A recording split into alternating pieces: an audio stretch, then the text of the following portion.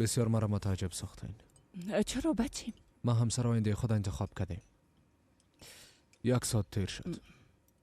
حتی نامشام نپرسیدین. همین قسم آرام پیشم نشستین و هیچ چیزی نمیگین.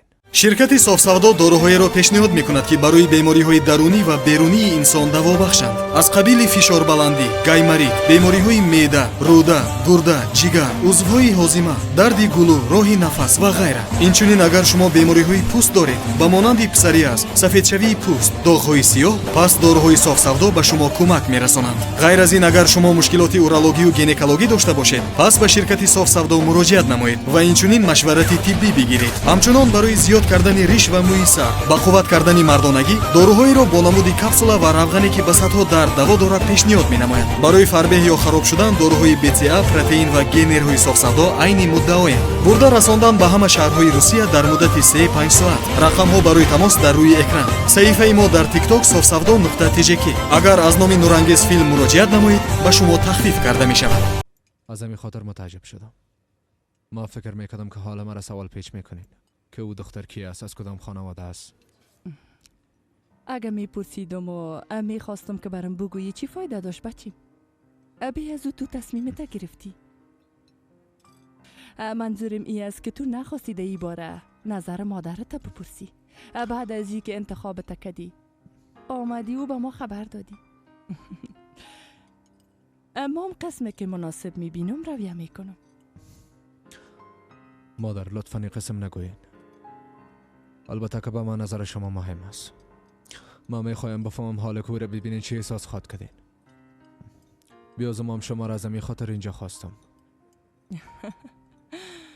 یعنی اگه بگویم نمیشه ما او دختر قبول ندارم، باز تو از ازدواج با او منصرف میشی؟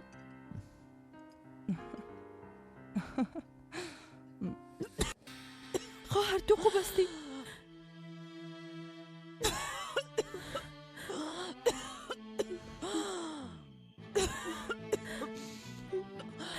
انسان فقط یک حالت از زندگی تیر شده میتونه.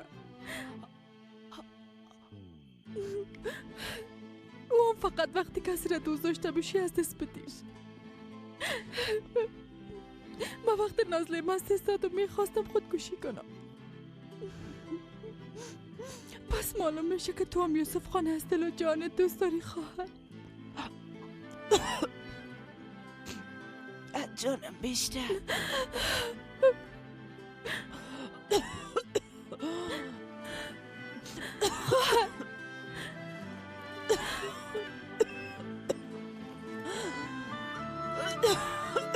خواهر بیا کما بنوش.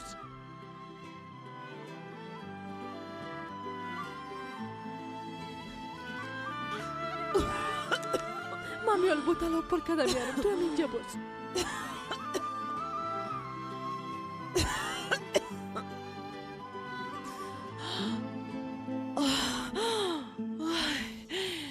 از چی وقت به این طرف بالای تصامیم ما اعتماد ندارین؟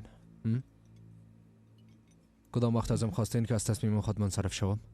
همیشه از تصامیم ما حمایت کردین. هیچ وقت برام نگفتین که تصمیمت غلط است. حالا چی شده؟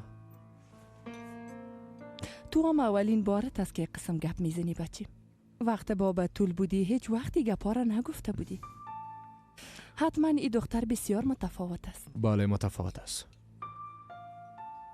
اما از می خاطر ازت پرسیدم که مطمئن هستی یا نه؟ چون تا جایی که میفهمم این دختر دا آینده عضو خانواده ما میشه. مادر جان، اگه او لیاقت مرا نمی داشتم رای شما معرفیش میکردم.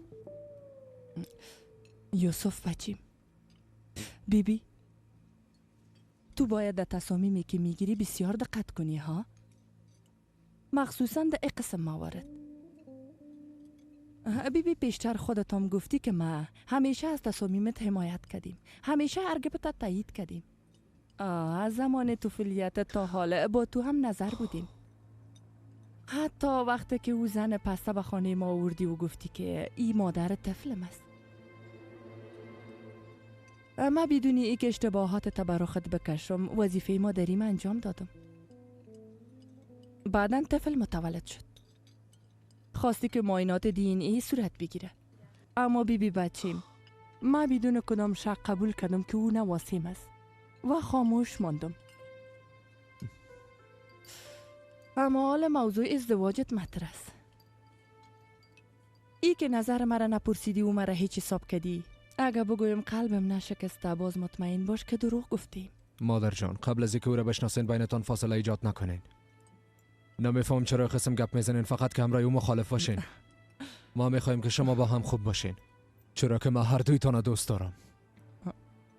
بچه، من همراه هیچ کس مخالفت نمی کنم. خب ما فقط میخوایم با تدبیر حرکت کنیم. یوسف جان، این یک گپ واضح است که عشق چشمای انسان کور میسازه. انسان عاشق چیزی را دیده نمیتونه، حتی نمیتونه خوب و بد از هم دیگه فرق کنه. باز در اوایل خو همگی کوشش میکنن که خود بسیار خوب و به عیب نشان بدن، اما به مرور زمان تمام نواقص و بدیهایش دانه دانه در مقابل چشمایت میآید. حال چشمای تو بسته است و دیده نمیتونی. عاشق شدی. اما من مادر هستم، دیده میتونم.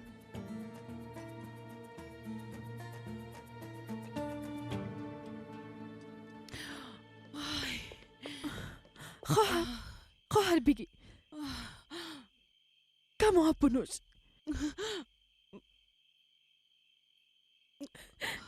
تو این کار به خاطر من کردی، اما تو نیست. حتی تو باور نکردی که من یوسف دوست دارم توبراک.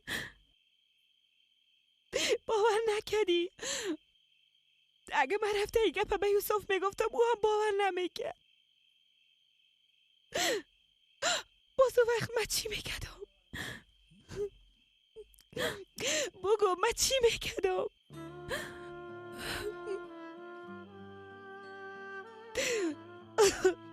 هنوزم سر گپت استاد هستی؟ یعنی برای چیزی نمیگی؟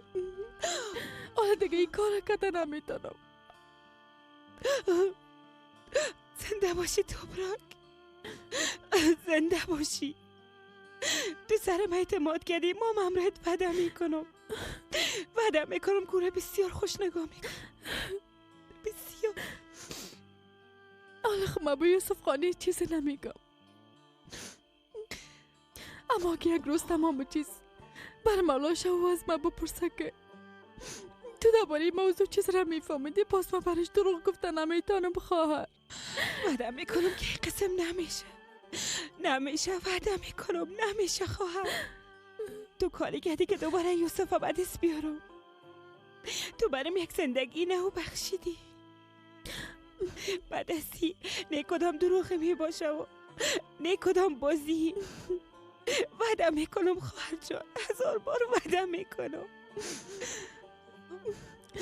دیگه هیچ وقت قسم کار نکنی. نمیفهمی وقت تو را قسم دیدم چقدر ترسیده بودم. فکر میکنی اگه تو چیزی بشد باز من خود زنده میماندم.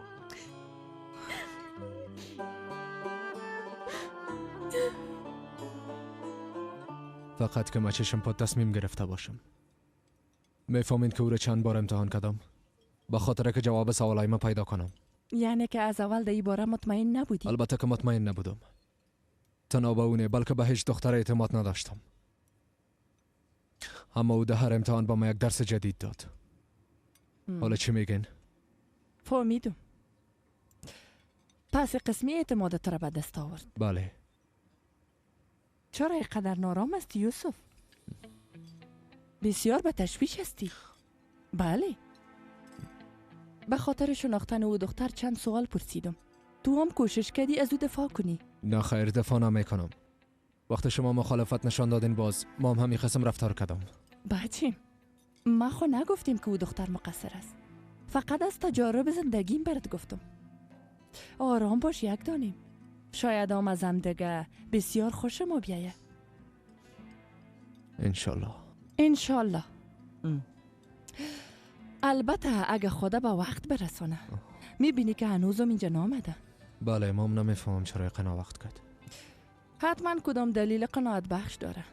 به هر صورت یوسف جان، تو خو میفهمی اگه لازم باشه تا صبح منتظر میباشم، اما میفهمی که خواهرت منتظر است. حالا دیگه بخیز که خانه بریم. صبر کنین مادر که برش زنگ بزنم. او خو می آمد حتما مشکل پیش آمده.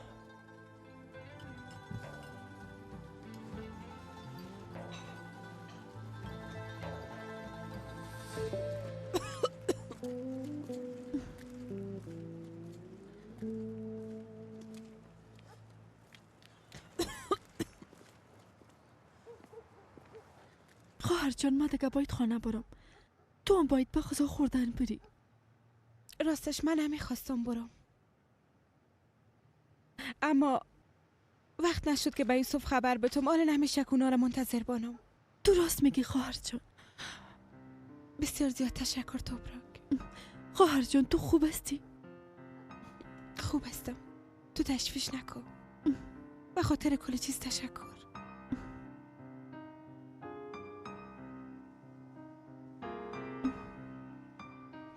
خب دیگه متوجه خودت باش. با امید دیدار. با امید دیدار.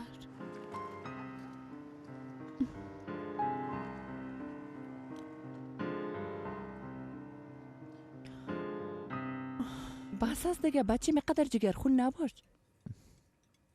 ما خو از این شهر فرار نمی کنیم. کدام روز دیگه با هم میبینیم. وقت انسان در اولین ملاقات عروسیش قسم منتظر بانه ایچ خوشش نمیه یوسف بچیم. حتما به ما اهمیت نمیده. خب به هر صورت حتما دلیل قناعت بخشی داره. خود دیگه باید امرای عروس مخفی ما کدام وقت دیگه ببینیم، اما تو نیست. هیچ خوب نشد خانم امیده. کاش که چند دقیقه دیگه می بودین که کباب و گرم و داغ نوش جان میکردین. راستش ما هم قسم میخواستم استاد جان، اما چی کنم دیگه قسمت نبوده. کاملا قسمی که خوش دارین آماده کردیم. در ضمن مسائلش هم زیاد انداختیم. ایره به کسی دیگه داده نمیتونیم. بهتر است ایره امرای خود خانه ببرین. نه بچه امکان نداره. البته که امکان داره. اگر نه دل ما مشکنه. درست است. درست است.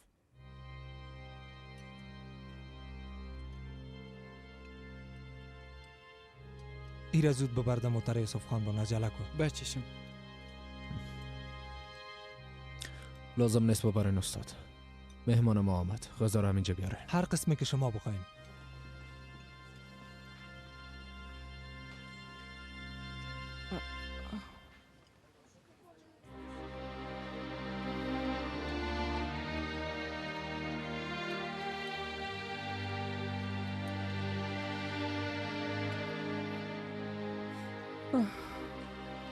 مادر، این عروس آینده تان است هوا.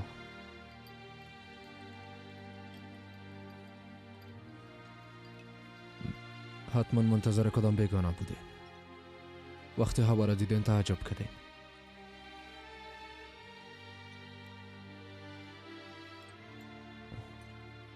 مادر یک چیز خوب بگوین.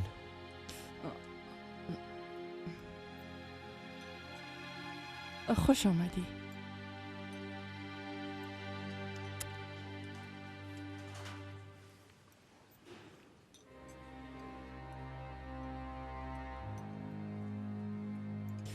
و خانواده ما خوش آمدی.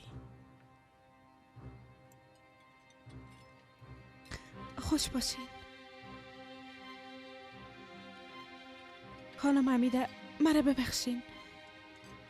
راستش کمی متعجب شدم. به خاطری که هر وقت مرا در خانه میدیدین در چیری تا ناراحتی میدیدم. من فکر کردم که از من خوشتان نمیآید. از همین خاطر کمی خجالت میکشم. اما حال اوضاع فرق میکنه هوا. در خانه ما تو را به چشم خواهرزاده سلطانه میدیدیم، اما حال از جمله کاندید عروسایی که بچه من انتخاب کرده هستی. خب دیگه حالا که میمان گرامی ما آمده مجبور هستیم بشینیم. اینجا بشی. واضح است که وقت غذا خوردن شب دیگه تیر شده. مرا ببخشین خانم حمیده. نمیخواستم ناوقت بیایم، اما دفعتا مادرم مریض شد. حال مادرت چطور است؟ حالا بهتر شده. شفا باشه. زنده باشین. خب دیگه حالا میتونیم شروع کنیم.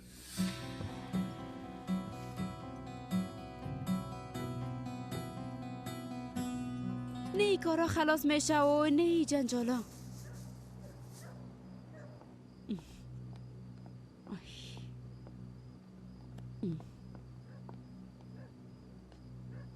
دختر تو حال آمدی؟ از وقتی که خانم حمیده و یوسف خان رفتن بسیار وقت تیر شده. درباره بازی های هوا به خانم حمیده گفتی؟ ها؟ یوسف خبر شد؟ این دیگه چی معنی میته دختر؟ با کسی چیز نگفتم خاله و هیچ وقتی هم نمیگم. چرا؟ تو خود میگفتی برشان اجازه نمیتم، غیر از خداوند از کسی نمیترسم. باز چی شد توپرک؟ چرا از تصمیمت منصرف شدی دختر؟ برتون میگم اما قسم بخورین که با کسی نمیگین. بیا داخل بریم، بیا. حالا حالا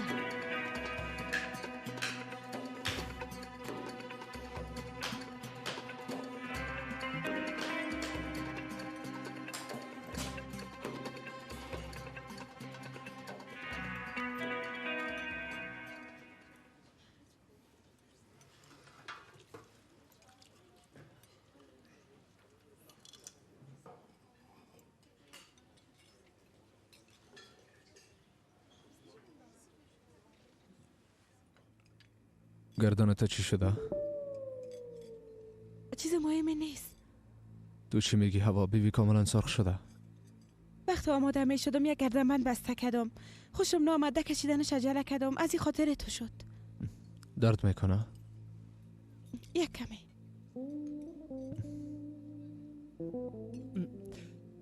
خو یوسف، پس از پشت هوا استانبول رفته بودی؟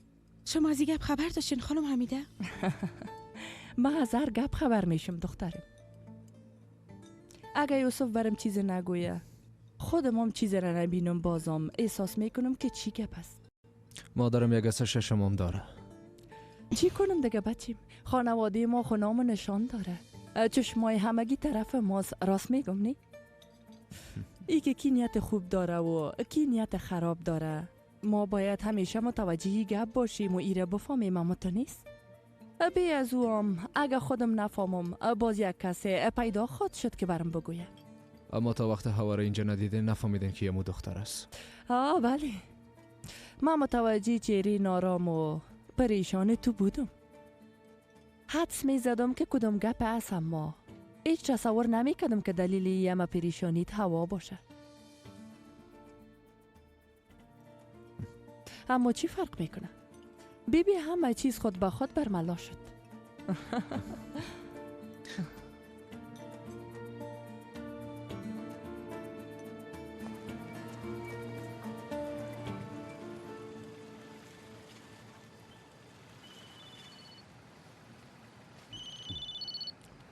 بله بیادر مستم جونید. بگو جانم. چی کردی بیادر؟ امرای پدرم گپ زده تا نیستی؟ بیادر تو هم چقدر تشویشی هستی. گفتم که گپ میزنم دیگه. حق به جانب هستی بیادر، اما من کم به تشویش هستم، نمیفهمم چرا. میخوایم هر چی زودتر امرای پدرم گپ بزنی.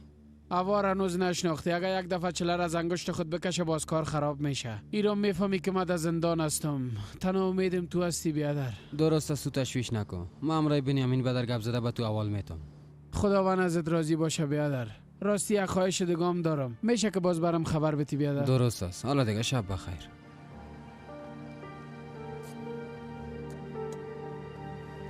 شام بخیر بیادر.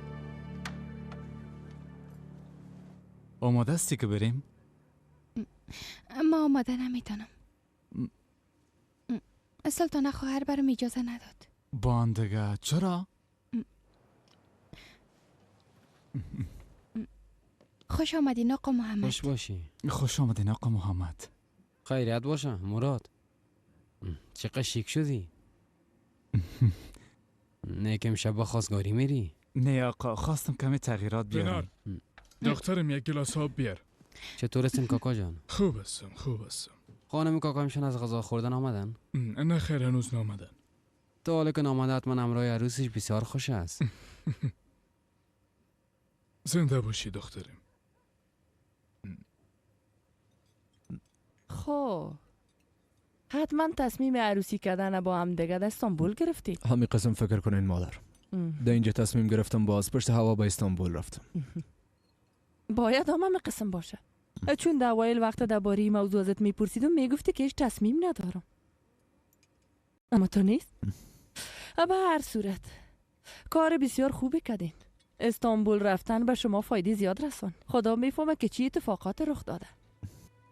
چون از وقتی که از اونجا آمدین بسیار خوش معلوم میشین. انشالله که بعد از این همین قسم خواد بود. انشالله بچیم، انشالله. در ضمن آرزوی هر پدر مادر همی است. والدین همیشه خوشی اولادایشان میخواین. راستی هوا، تو چرا هیچ چیزی نمیگی؟ شما وقت در استانبول بودین وقتتون چطور گذشت؟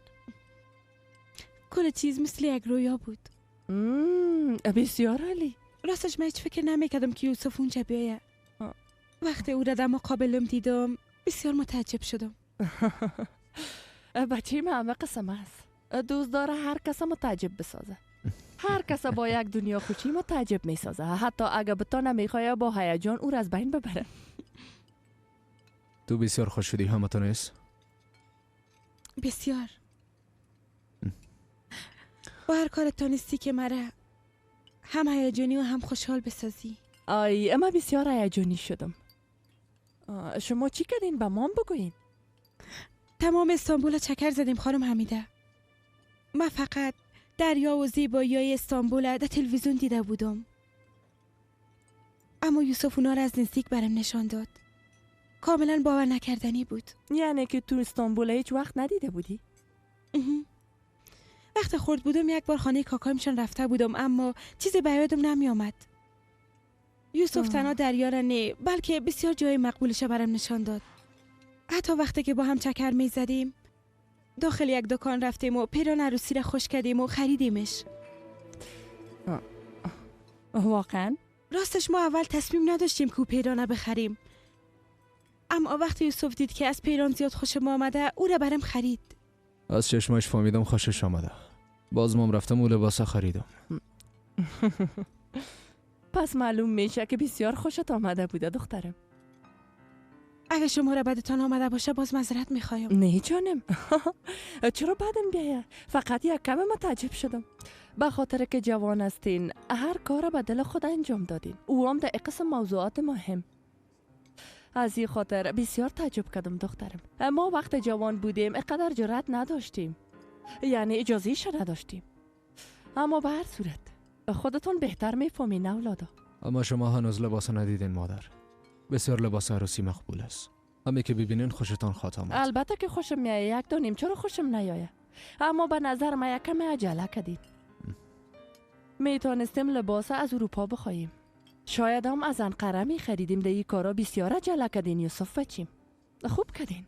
اما به هر صورت حالا که عروس این لباس خوش کرده باز همی درست است، هیچ مسئله نیست. از اینکه ما را درک کردین بسیار تشکر. خواهش میکنم. یوسف جان فکر کنم دیگه ناوقت شده. شاید پدرتان منتظر باشه. باید خانه بریم. خانم حمیده بازم به خاطر که منتظر ماندین معذرت میخوایم. نمیخواستم این قسم شود. خواهش میکنم دخترم. کدام گپ مهمی نیست. میشه حساب ما را بیارین؟ به هر صورت خوب شد با خیر گذاشت.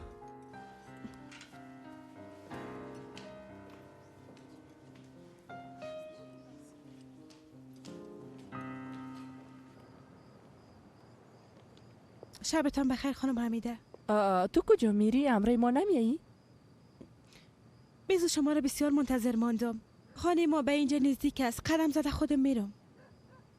اینا را باید پیش از منتظر ماندنت فکر میکردی دخترم. شما حق به جانب هستین اما قسمی که گفتم به دست خودم نبود. خود اگه کاری هست که شده. اگه قسمی به کارایت ادامه بدی نمیزیبید. تو دیگه عروس خانجی اوغلو هستی. اگه میخوایی به خانوادی ما بپیوندی باز باید ای عادتهای بدت ترک کنی دخترم. تو هنوز متوجه نیستی. شاید هم عادت نداری اما او چلیره که بچین به تو پوشانده مسئولیت بسیار سنگینی را داره. شما راست میگین. چی کردن خانم؟ منتظر ماندمتان؟ نه خیر. هوا میخواه قدم زده خانه برای یوسف بچیم. یه خزم نمیشه ما میرسانمت حالا. درست است.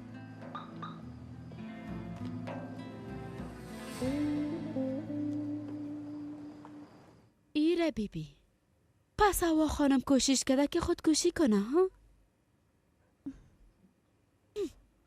تو هم باور کردی همه تو نیست؟ ای قسم طرفم سیل نکو. اگر در پیش چشمای ما هم ای کار انجام بده بازم باور نمیکنم. او ای کارها را به خاطر کرده که مانع عروسیش نشی. تو را فریب داده توپراک دخترم. اگه ای گپم دروغ باشه باز روی مرا باز غال سیا که دختر جان. خاله برتان گفتم که خودمو را از ریسمان نجات دادم. هیچ معلوم نمیشد که او تمثیل کنه. اگه پدرم نمی اومده برام نمیگفت که خواهرم گم شد اما اونجا نمیرفتم خاله. و باز حال خواهرم هم پدرت اگه پدرتان در قضیه داخل باشه باز 100% دام است. از پدر و خواهر در کار ساخته است. قلب تو پاک است از این خاطر مقصد اونا را درک کرده نمیتونی. خاله هیچ نمیفهم که شما چرا قسم گپا را میگین. فقط که خواهرم دشمن شما باشه. تا دیروز هیچ چیز بدون یکی دیگر نمیخوردین و نمینوشیدین. حالا چی شده؟ شما میخواین که منم با او دشمن بسازین. ای گپ قبول کنین. اونایی که دیگه خدا دوست دارن و به می زودی هم عروسی خواد کردن. راست میگی. اونا به می زودی عروسی میکنن. خواهرت به یوسف میرسه. باز تو چی خواد کردی؟ همی که پایش دهی خانه بانه همه ما را بیرون میکنه. او بسیار نمک حرام است. تمام زحمت های مرا و قربانی های تا را باز فراموش میکنه. خواهرم قسم یک کار انجام نمیده. ما همراهش گپ زدیم. برش گفتم که وقت شما عروسی کردین من از اینجا میرم. برم گفت که مادر تو تو خود بودی و از کنار من نباید دور شوی. البته که میگه. به خاطر که هنوز از پل تیر نشده. اما همی که تیر شوه اول تو را از خانه میکشه. او بسیار چشم سفید است. فکر میکنه از ضعف یوسف نسبت به تو خبر نداره؟ او کوشش میکنه با شاهزاده عروسی کنه و ملکه قصر شوه و حکومت کنه. تو هم ده زیر علاشه خواد ششتی. حالا چی میگی خانم توپراک؟ ها؟ طفلت با خاک سپردی. شوهرتم در زندان خوابیده. والدینت به خودشانم خیرشان نمیرسه. تو چی خواد کردی؟ ها؟ برات گفته باشم همی که به درد کسی نخوری باز تو شلواری همگی رخصتت میکنه دختر جان. حالی که شیر تو هم خشک شده دیگه کسی به تو اهمیت قائل نخواد بود. هیچ کسی تو رو در خانه خود نخواد من دختریم. دیگه هیچ مردی طرفت سیل نمیکنه و تو رو از خانه خود دور نگاه میکنن. و مردم خود گفتن که حتی خواهرش بالاش اعتماد نکرده باز ما چرا اعتماد کنیم؟ بعدن مثل نوکرده ای خانه ده او خانه کار کرده در بدر میشی و کسی برد به اندازه یک لیرام ارزش نخواد دختریم. تو حالا به گپایم باور نمی کنی اما یک روز حتما پشیمان میشی. تصمیمی که ما برات گرفتیم به دردت میخوره. بهتر است که قبول کنی. گفته آب دهنم خشک شد توپراک دخترم. چشمات باز ساختم. جیغ زدم نشنیدی. از یک گوش داخل شد و از دیگیش بیرون شد. از قدیم گفتن خود کدرن نه درد است و نه درمان است توپراک دخترم.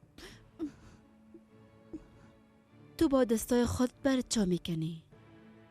دشمن جانت شدی.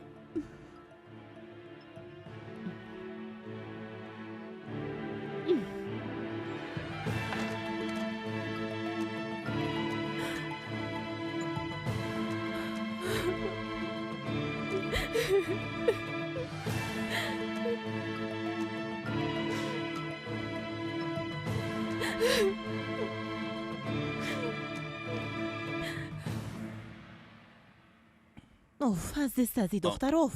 زنگ میزنم موبایلش خاموش هست. چند ساعت تیر شد هنوزم ازش هیچ خبری نیست. باز چی زر کردم میری؟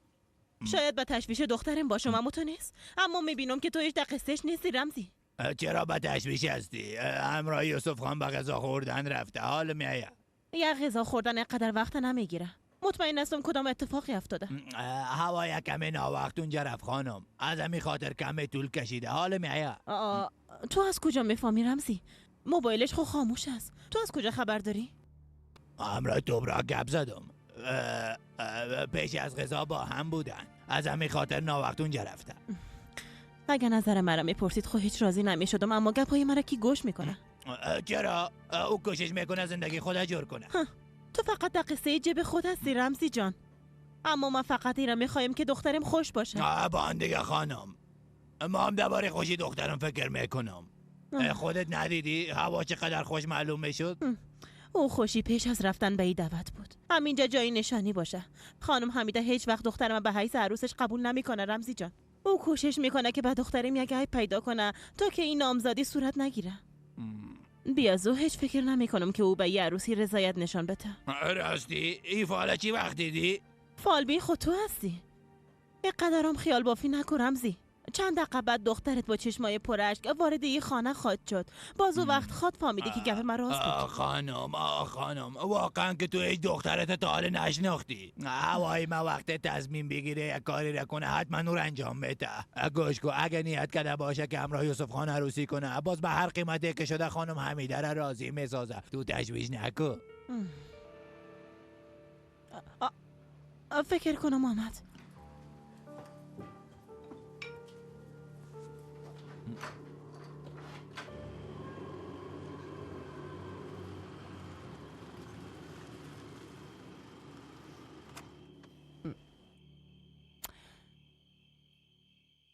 پس خانه شما اینجاست هوا؟ بله خانم حمیده. این خانه از پدر کلانم به ما مانده. ما در اینجا تولد شده و بزرگ شدیم. از این خاطر این خانه رو زیاد دوست دارم. البته که باید دوست داشته باشی. خانه اجدادیتان است. ما به خاطر پرسیدم که نمیفهمیدم کجا میشینین دخترم. میفهمم. راستی هوا، توپراک چند وقت پیش برم گفت که پدرت کار میپاله. هنوز کار پیدا کرده یا نی؟ راست گفته خانم حمیده، کار میپاله. بچیم تو چرا در دفتر برش کار نمیتی؟ درست است. او را پیشت بخوای یک بارم رش گپ بزن، شاید برش کار داده بتونی. پدر دهقان است اما تو نیست دخترم؟ بله خانم حمیده. درست است. براشون بگوین که یک دفعه دفتر بیاین. یک دفعه گپ بزنیم باز مشکل حل میشه. درست است. به خاطر کل چیز بسیار زیاد تشکر. به خاطر که ناوقت کردم باز معذرت میخوایم. خواهش میکنم دخترم. باز برات زنگ میزنم. هوا بفرمایین. با مادرت سلام بگو دخترم. البته که میگم بچشم. شبتان بخیر.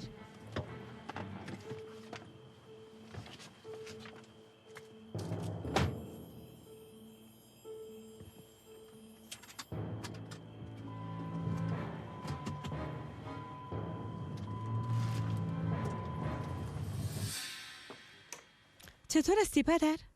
خوش آمدی. خوش باشی. آله چطور هستی ربان؟ بگو که چی شد؟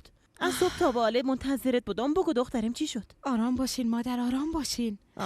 ما اول بسیار به تشویش بودم اما هیچ چیز قسمی که فکر میکردم نبود.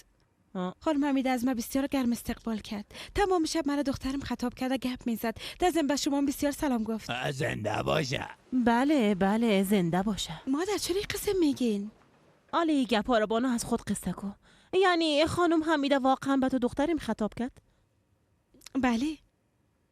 در ضمن هیچ تمثیلم نمیکرد. حتی گفت به خاطر عروسی هر چی لازم باشه انجام میده. بیبی من برات نگفته بودم که دخترم خانم حمیده را در راه میاره. هوا دخترت خوب بیبی خانم شریفه. حالی که در مورد عروسی گپ زدن پس چی وقت به خواستگاری میاین دختره؟ نمیفهمم. این دیگه چه قسمش از دخترم؟ پیش از آمادگی های عروسی اول باید به خواستگاری بیاین.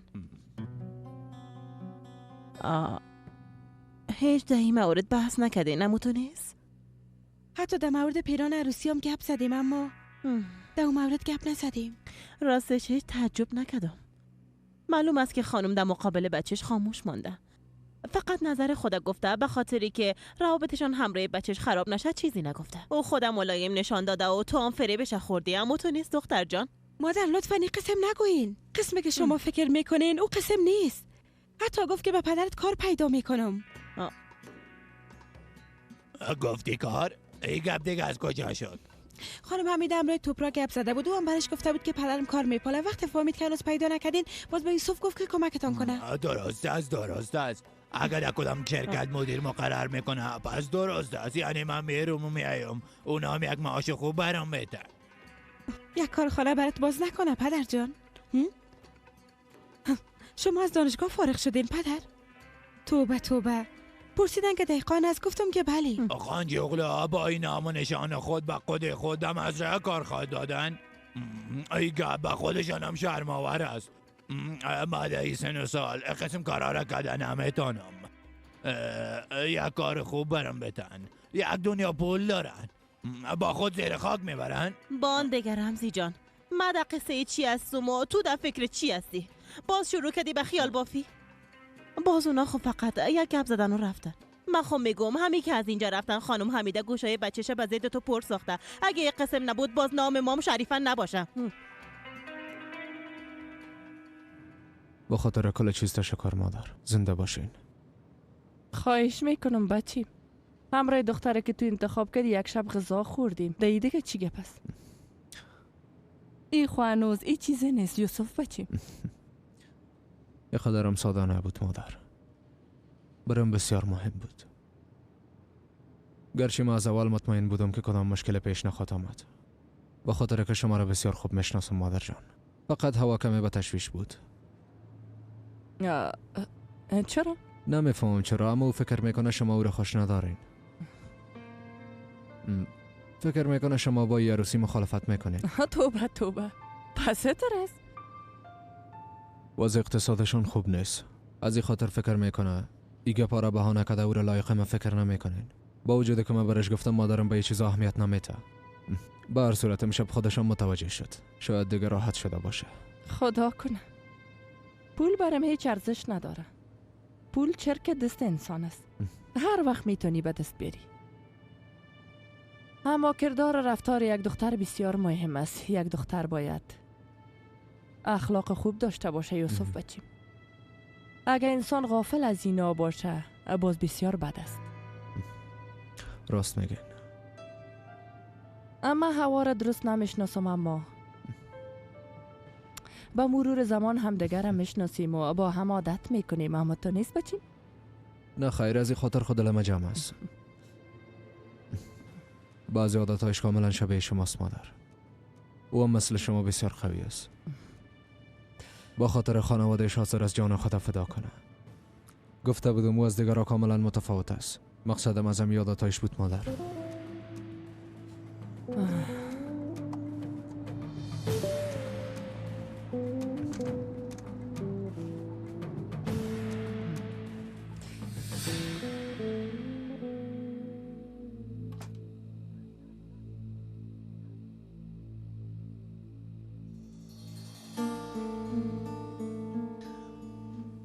همراه مادرت گپ زدی؟ در مورد امشب چی نظر داره؟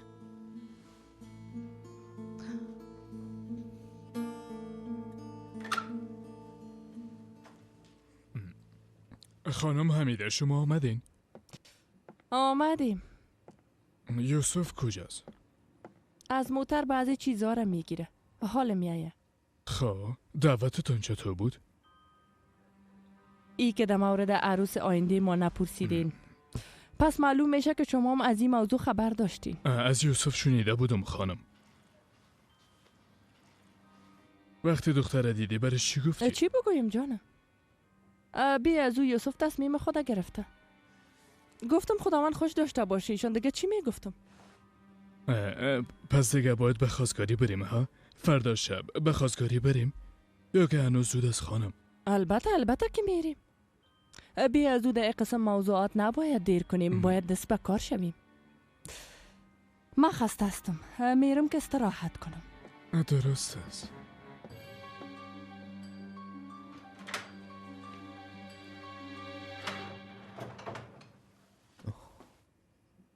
پدر شما منتظر ما بودین؟ کل چیز خوب پیش رفته ها؟ بله کل چیز خوب پیش رفت. تبریک باشه بچیم. حال دیگه تو هم عروسی خواد کرد. زنده باشین پدر.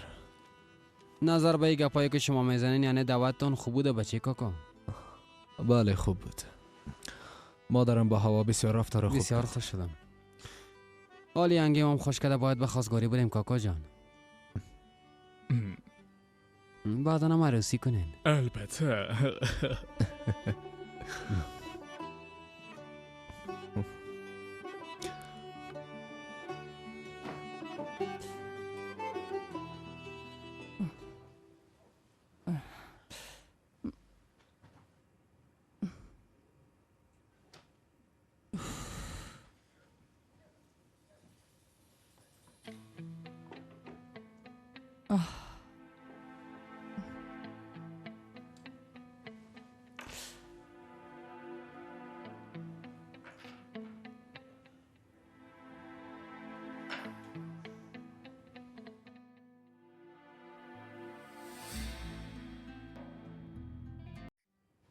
بله یوسف. جانم. چی شده؟ برات پیام روان کردم، چرا جواب ندادی؟ مادرت چی گفت؟ با هم گپ زدیم. چی میگن؟ بالای من خود قرار نیستن. هوا. به خاطر که ناوقت آمدم، شایدم نفهمیده کدام اشتباهی انجام داده باشم. هوا. لطفاً کمی آرام باش عزیزم. هیچ گپ نیست. اگر کل چیز خوب نمی بود باز من برات مژده میدادم. کدام مشتره؟ ما به خواستگاری تو میاییم. چی؟ تو راست میگی یوسف؟ چی وقت؟ فردا شب. صدای من مشنوی؟ صدای من مشنوی؟ میشنوم. بس چرا چیزی نمیگی؟ بسیار خوش هستم یوسف، بسیار. انشالله که این خوشی هایت هیچ وقت کم نشه.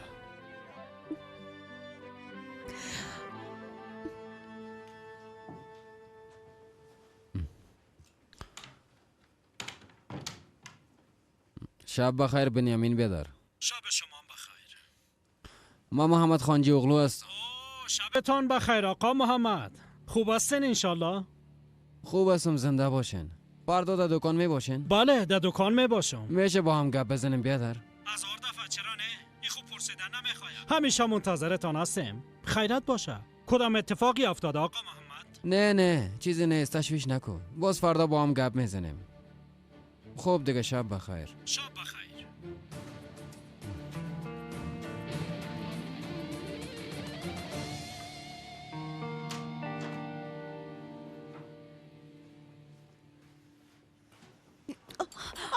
چی میکنی دختر؟ پیش روی تو سیل کن، نزدیک بود هر دوی ما بفهمیم. پدرم کجاست مادر؟ در بالاست. خوب است شما بیاین. نمیفهمم باز چرا قدر خوش است. پدر بیاین مادر او را اینجا بانین. بیاین دیگه بیاین. فردا به خواستگاری میاین. چی گفتی؟ تبریک باشه دخترم.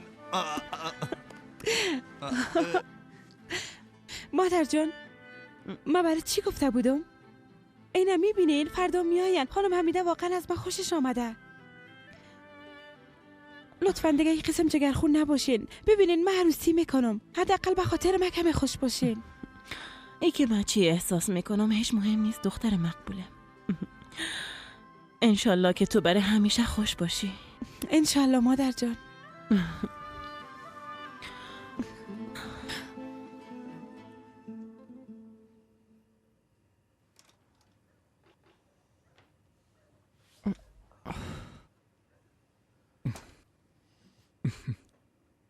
از هیجان سردرد شدی همه تو نیست؟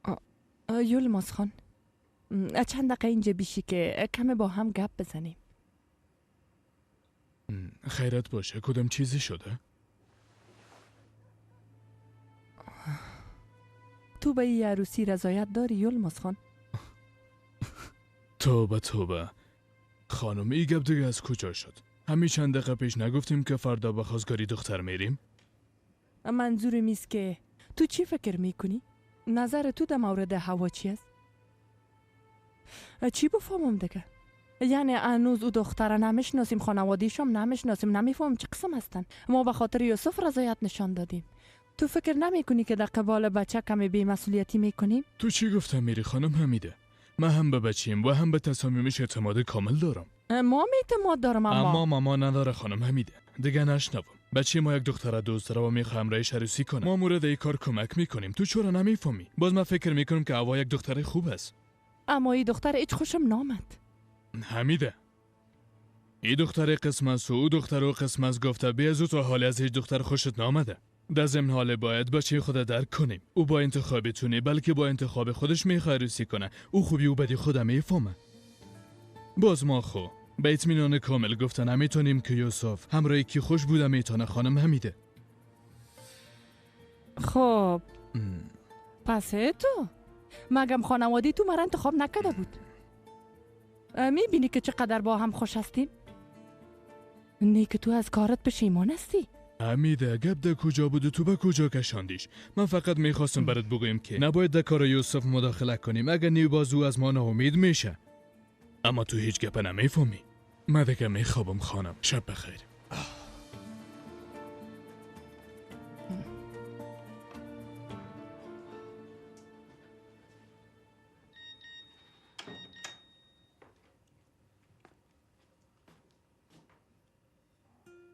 خواهر تو خوب هستی؟ من به تشویشت بودم. خوب هستم خواهر جان، تو تشویش نکن. فردا پیشت میایم. شب بخیر. میبوسمت.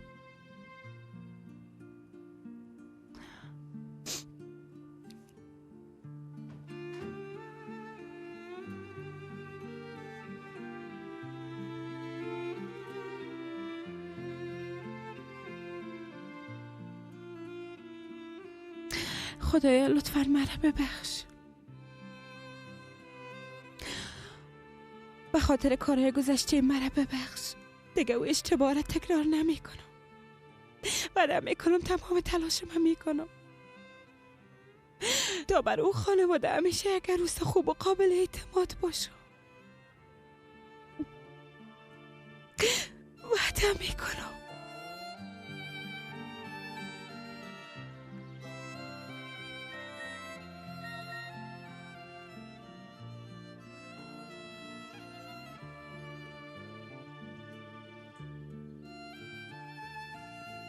صبح بخیر عزیزم.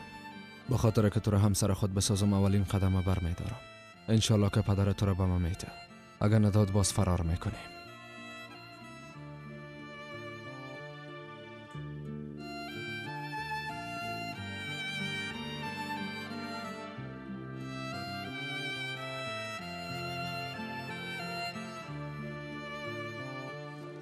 بسیار تشکر. خواهش میکنم. سلما کجاست؟ خواستم یک دفعه اولش بگیرم. اون آمدن آقا. خوش آمدین. خوش باشین. میشه کمی با هم گپ بزنیم؟ البته میشنوم. اونجا بریم لطفا.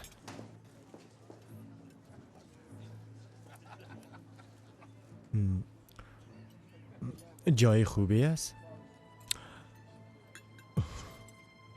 بی سلما، ما در مورد گذشته منور و امین کل چیزا میفهمم و تا جایی که خبر دارم تو نزدیکترین دوست تو هستی. حتما میفهمی که در این نزدیکی ها با هم عروسی میکنیم. بله میفهمم. خوب است. خبر شدم روز قبل منور و امینم دیگر در اینجا دیدن. میفهمی اگر کسی در این مورد خبر شوه باز بردوی ما خوب نمیشه سلما جان. همون کسی که منور تعقیب میکرد این گپا را برات گفته؟ این گپ دیگه از کجا شد؟ سلما منور به تو چی گفته؟ به من چی گفته؟ تو دختر زدی. فکر کردی کسی نمیفهمه؟ تو چه قسم آدم هستی ها؟ او را با سیلی زدی و تهدیدش کردی که همراهت عروسی کنه. اینجا کدام بیابان نیست و ما منور نیستم. از تو هم نمیترسم. پیش پلیس رفته و ازت شکایت میکنم.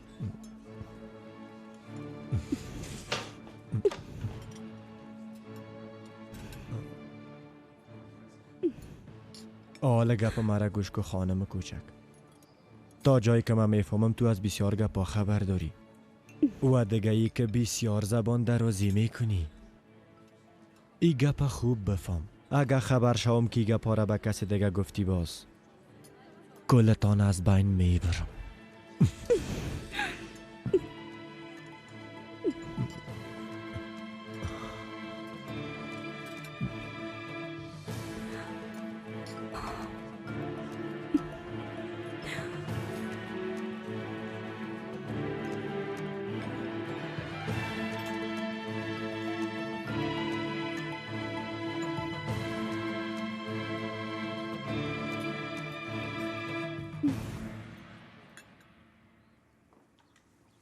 صبح بخیر بیادر. صبح بخیر خواهر جان. بسیار خوشمندم میشی. پس خبر به تو هم رسیده؟ بله مادرم گفت. تبریک باشه. هزی که بسیار خوش شدم. هیچ چیز به اندازه خوب بوده نمیتونه که انسان برای کسی که دوستش داره عروسی کنه. شاید هر دوی ما یک جای عروسی کنیم. نمیفهمم. خواهر نازم، حالا دیگه پایین بریم. اونا را منتظر نمیمونیم. درست است. میفهمی که امروز روز بزرگ است. بچه کاکایم بسیار خوشبخت است که مثل هوا یک دختر پاک نصیبش میشه. به خدا هنوزم باورم نمیشه. اولادای ما به اندازه بزرگ شدن که میخواین خانه خود بسازن. همه تو نیست؟ بله همونطور است. به نظرم نه وقت کردیم. بیبی همگی ایجا هستن. صبح بخیر اولادا. صبح بخیر. صبح بخیر. صبح بخیر. پدرت خو آمده نمیتونه چون ده قیصری است. اما نگفتی که امشب کی به خواستگاری میره؟ خانم هم میده. ما خدای روز خوشی بیادرم میخوایم که در کنارش باشم. زنده باشی بچه کوکا. ما هم همین را میخوایم. راستی اولادا، گل شیرینی چطور میشه؟ باید اونا را آماده کنیم اما تو نیست؟ راست میگی؟ ما اونا را آماده میکنم. بیازو محمد همراهیم است. فعلا کم کار دارم اما بعد از شاش در خدمت هستم. درست است بچه کوکا. یولماز خان، باید انگشتر هم بخریم. بله راست میگی. این گپ خود کاملا فراموش کرده بودم. مادر، میشه که به خواست خودتان یک انگشتر بسیار مقبول انتخاب کنین؟ بچیم، این گپ خوب پرسیدن نمیخواه. البته که انتخاب میکنم هوا عروس مام است. شنیدی نی سلطانه؟ برو با عادل زنگ بزن. بگو که تمام جواهراتش اینجا بیاره. خود دیگه نوش جانتان. نوش جان.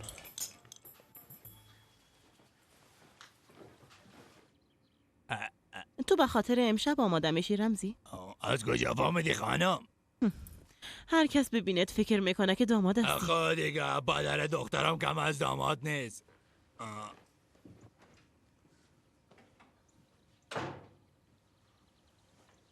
هوا. بله پدر. خیرت باشه دخترم. دی وقت صبح کجا میخوای بری؟ پیش توپراک میرم. بازو را گرفته به خاطر خرید بیرون میریم. چرا؟ تو پول داری؟ نیک از یوسف پول گرفتی؟ نه پول ندارم اما قرض میگیرم باز میپردازم.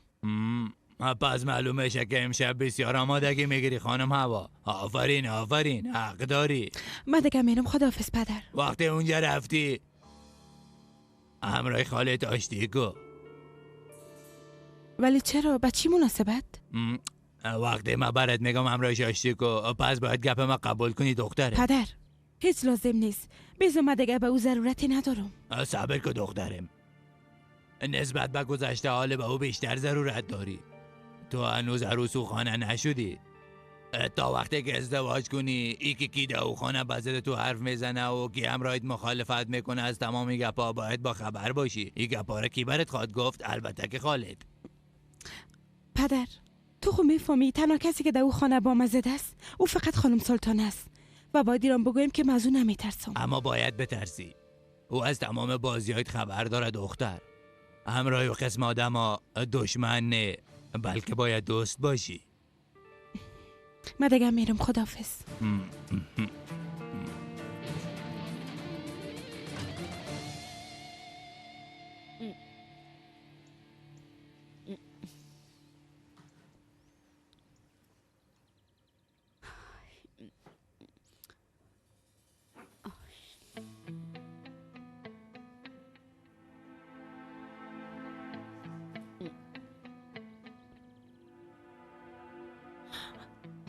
شرکت خانجی اغلوس بفرمایید.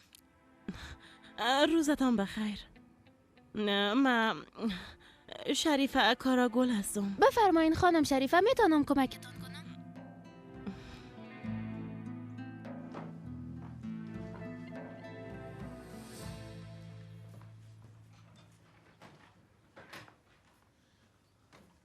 به خدا مرا بسیار متعجب ساختین. آی در مدت یک روزی مفکورتان چه قسم تغییر کردش نفهمیدم. حتما حالا میخواین او دختر احمق به حیث عروستان قبول کنین، همه تا نیست؟ وقتی او روز و قسم حالتان خراب شد گفتم حتما مانوی عروسی میشین، اما شما آدم بسیار سخی برآمدین. یا که فقط میخواستین مرا مسخره کنین؟ تو متوجه هستی که امرای ما چه قسم گپ میزنی سلطانه؟ ببینین خانم حمیده، مقصد ما فقط دی بود که یوسف خان جگرخون نشه. من یوسف مثل بچیم دوست دارم، نمیخوایم هوا او را فریب بده. ها، اما اگر شما میگین او را با یک دعوت شناختین، او یک دختر بسیار خوب و مهربان است، میتونه عروس خوبی به خانواده شما باشه. باز در او صورت ما هم چیزی گفته نمیتونم. تو در کار ما مداخله نکن. فکر میکنی من نمیفهمم که چی کنم و چه قسم رفتار کنم؟ استغفرالله، استغفرالله خانم حمیده. من فقط خواستم در این راه هم سفر شما باشم. از این خاطر اینا را گفتم، خواستم بفهمم بعد از این چی میخواین کنین. پس این گپه با گوشهای باز بشنو سلطانه. تو همسفر ما بوده نمیتونی. باید بفهمی که تو فقط خدمتکارم هستی. هر کار که من میگم انجام میدی.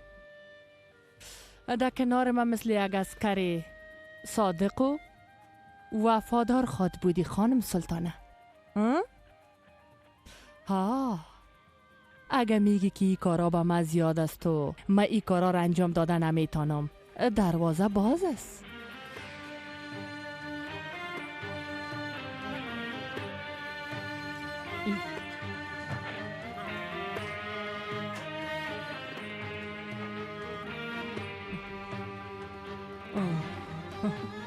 خوش آمدین آقا محمد. خوش باشین. چطور شد که خبر ما را گرفتین محمد خان؟ کار و بارتان چطور پیش میره؟ مثل سابق نیست اما گذاره میکنیم دیگه. بچه کاکایم در حق شما کار خوبی نکرد، اما ما میخوایم که دوستی ما مستحکم باشه. خداوند از شما راضی باشه، خدا کمتان نکنه. با ما بسیار افتخار بخشیدین آقا. میگم که براتون قهوه بیارم.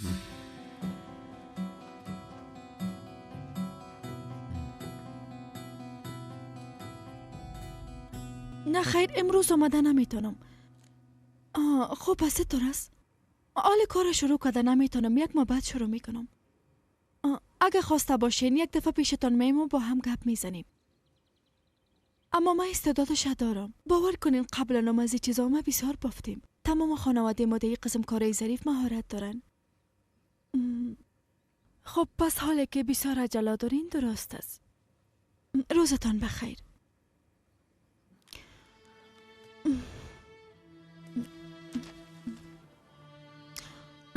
در اینجا پست گارسون در هتل، میزبان بخش روزانه، در تریکو جدا بخش بافندگی.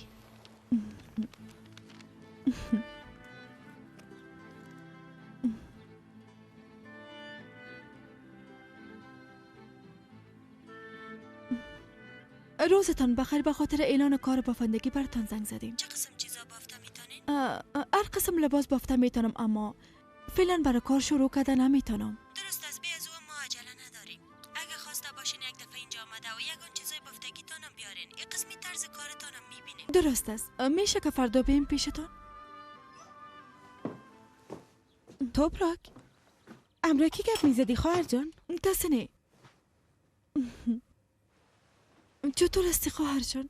تو خود چیزی نشده؟ او موضوع دیگه خلاص شد، مرا چیزی نشده. بیا که ببینم. من ترساندی خواهر. اگه تو رو چیزی میشد، اگه من وقت تر میامدم باز چی میشد؟ معذرت میخوایم. واقعا ازت معذرت میخوایم. من نمیخواستم تو را جگرخون بسازم، اما وقتی فهمیدم که یوسف از دست خواد دادم باز هیچ نفهمیدم که چی میکنم. از این موضوع بسیار ترسیده بودم توبراک. بعد از این دیگه قسم کار انجام نخواد دادم.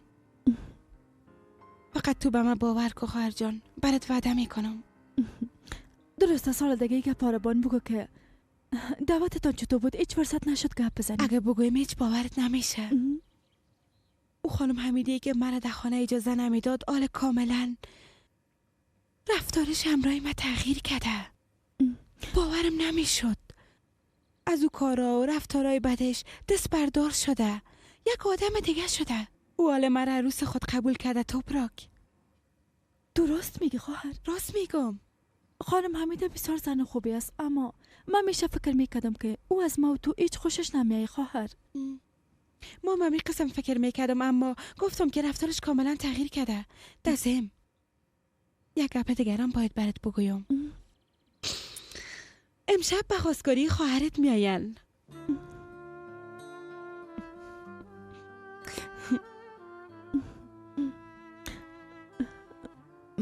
اینقدر مطمئن خواهر؟ بله. من بسیار تعجب کردم اما این خواست خود یوسف بود. میخوای بدونی که وقت ضایع کنیم با هم ازدواج کنیم. بسیار خوش شدم خواهر جان. من بسیار خوش شدم. توپراک، من چیزی برای پوشیدن ندارم خواهر جان. تمام لباسهای من دیدم هیچ کدامش مناسب نبودن. میشه که همراه ما بازار بری ها؟ یگان لباس بخریم. راستش بسیار میخواستم اما خانم حمیده برام اجازه نمیده. با دیگه جانم توران به یک از دخترها میسپاریم باز میریم. چی بفهمم خواهر؟ اونا میخوای کسی دیگه از توران مراقبت کنه. از امروز به بعد خانم حمیده خوشویی ما به حساب میایه. مراعات خواد کرد. تشویش نکن. حالا دیگه بخیز. صبر کو که پینا رو پیدا کنم خواهر. او باید متوجه توران باشه، نباید که تنها بانیمش. خب درست است.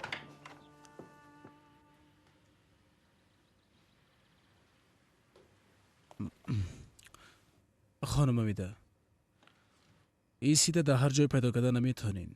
تمامش با دست کار شده. اینا رو در قیصری آدمای ماهر جور میکنن. نگینایشون بسیار درخشان است. ای چطور است؟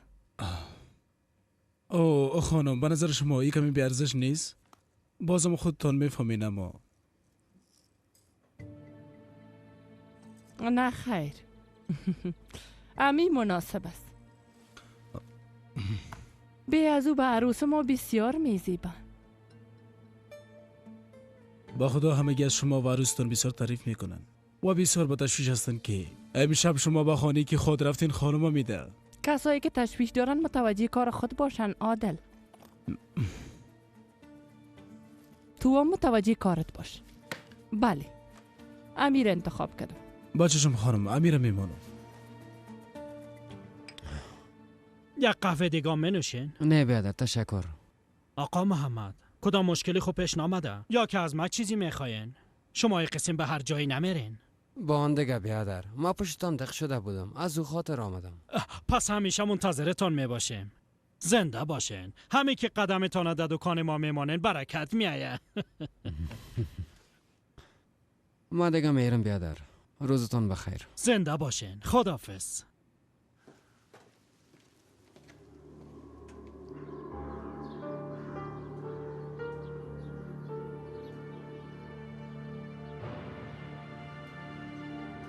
زور یک آدم شاله هستی جونید.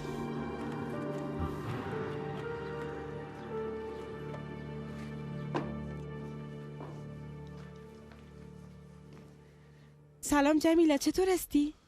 خوش آمدی هوا جان. خوش باشی. خانم حمیده نیستن؟ هستن اما فکر میکنم میمان دارن. راست میگین؟ بیبی مهمان داره خواهر. بهتر است که هیچ ازش نپرسیم. مهمان داشته باشه دیگه. ما پرسان میکنیم شاید اجازه بده که بریم. هوا جان، امشب به خاطر خواستگاریت کدام نفر آوردن که آمادگی بگیره.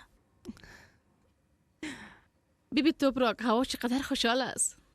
اینه بخیر. بخت تو هم باسود به خدا. تو هم خپک زیر پوریا برآمدی هوا. بسیار خوش شانس هستی. اوف جمیله، تو هم دیگه قدر مبالغه نکن.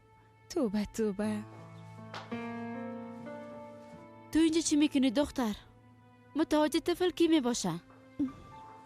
بنار پیش از خاله. خواهر جان، اگه میخوای پیش خانم حمیده برو، ما میایم. درست است؟ درست است. برو شاید تا حال کارشان تمام شده باشه. حالا دیگه اینا رو بگی و ببر. زود باش.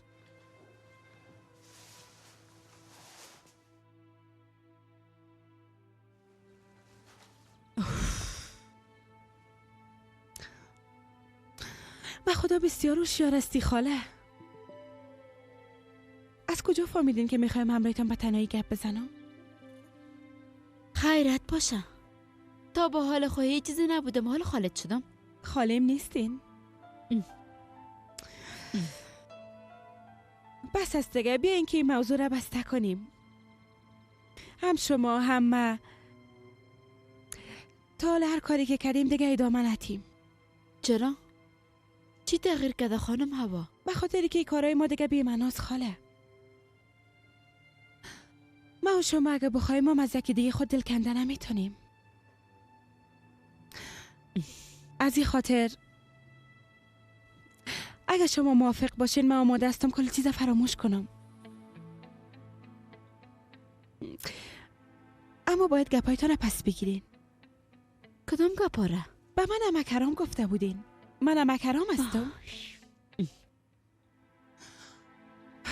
من ایره خوب میفهمم که انگشتر با چی سختی های آلده ای انگشت است و چقدر زحمت ها را دیده. شما دیگه تشویش نکنین. دختر تو کم کم سر عقل میایی. اگه تو از پس مام گپ خود پس میگیرم. خوب است، پس حالا ازتون یک چیز میخوایم. قسم بگو، حال فهمیدم. قسمه که فکر میکنین نیست. خانجی اغلوها امشب به خواستگاری میاین. اگه شما خواسته باشین یعنی ما میخوایم که شما در کنارم باشین،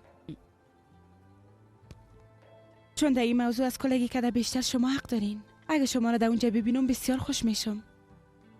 چرا چوب هستین؟ دل من خو نمیشکنانین. خارزاده دوزاشتنی معروسی میکنه. امکان داره که نیایم شریک؟ بله حال شد شریک.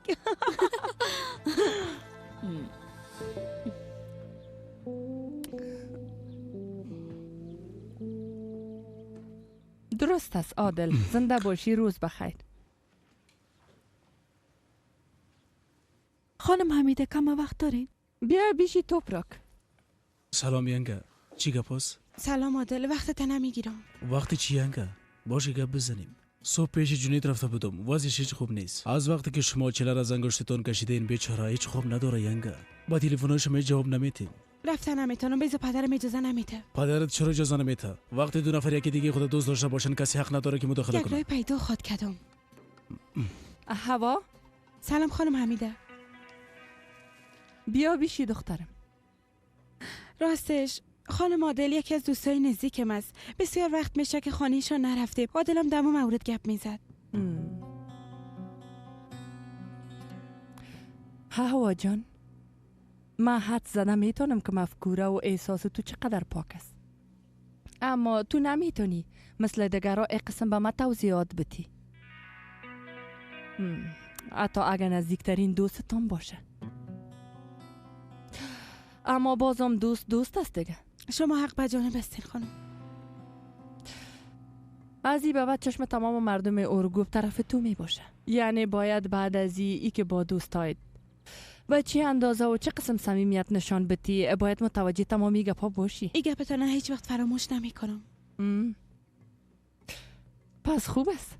فکر کنم میخوایی با توپراک به خریداری بری. اگه اجازه تان باشه.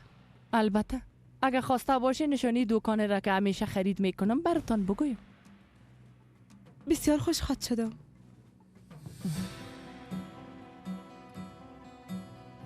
خوب است. درست است.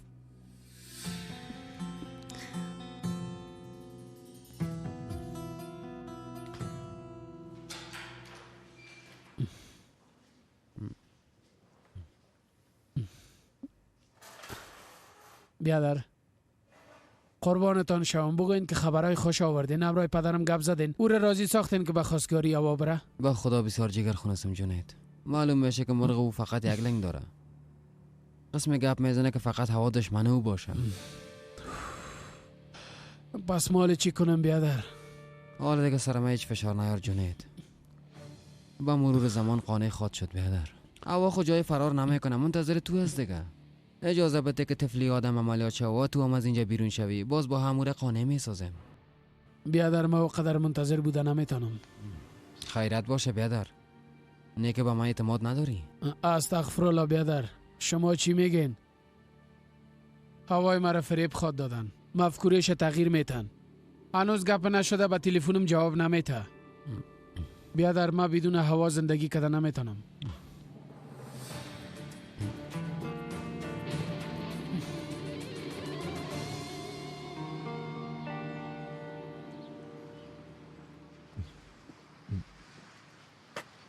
منتظر آمدنت نبودم و یکار. خوش باشی منور جان. خواستم که خانه نو ما را به مشوقیم نشان بتم. چی بفهمم باید طرز دیزاین و همچنان الماریاش پس خانه را فرمایش بدیم. فکر میکنم تو دو خانه خوش می باشی، زندگی خوبی خواد داشتیم. کل چیز باید طبق میل تو آماده شوه منور. بسیار با احساس هستی. امیال باید بریم؟ بله امیال، به می خاطر امروز زود از کار آمدم. فهمیدم. خب اگه زیاد عجله نداشته باشی، یعنی یک دفعه از پدرم اجازه بگیرم بعدن خواد رفتیم، درست است؟ به نظر ما بهتر است که حس خانه دوستی را سرت بیرون کنی منور جان. یعنی به هر اندازه که تو به خانه جدید ما علاقه داشته باشی، به مو اندازه پدرت قانع خواد شد منور جان. اما چیز به دست تو است. حالا دیگه آماده شو که بریم خانه را ببینیم. باز شب که اومدی به پدرت بگو که چقدر خوشت آمد. زیاد اصرار نکو اویگار. من امرای عروسی میکنم، امی کفایت نمیکنه؟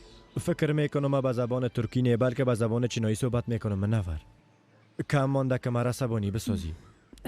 درست است. رفته خانه را میبینیم. اما ما امروز بسیار زیاد کار دارم. باور کو اویگار. درست است. درست است منور جان.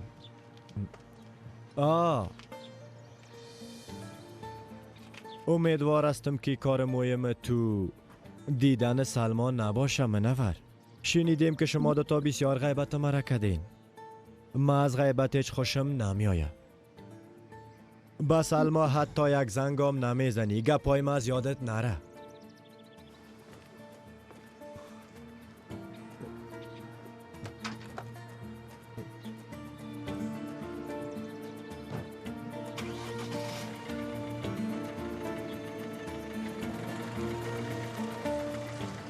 کار یوسف خان زیاد طول میکشه. اگه زودتر وقت ملاقات میگرفتیم باز مجبور نبودین اقا منتظر بانین.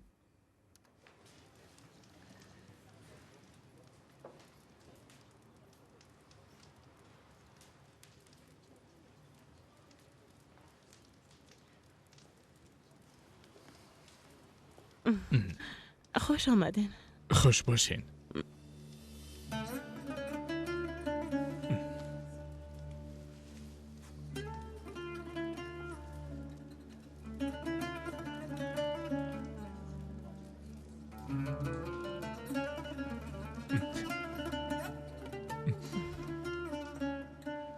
ای که بعد از سالها صدایت شنیدم بسیار هیجانی شدم. زمان همه چیز از یاد انسان میبره، اما تو نیست. هم صداها را و هم چهره ها را فراموش میکنن.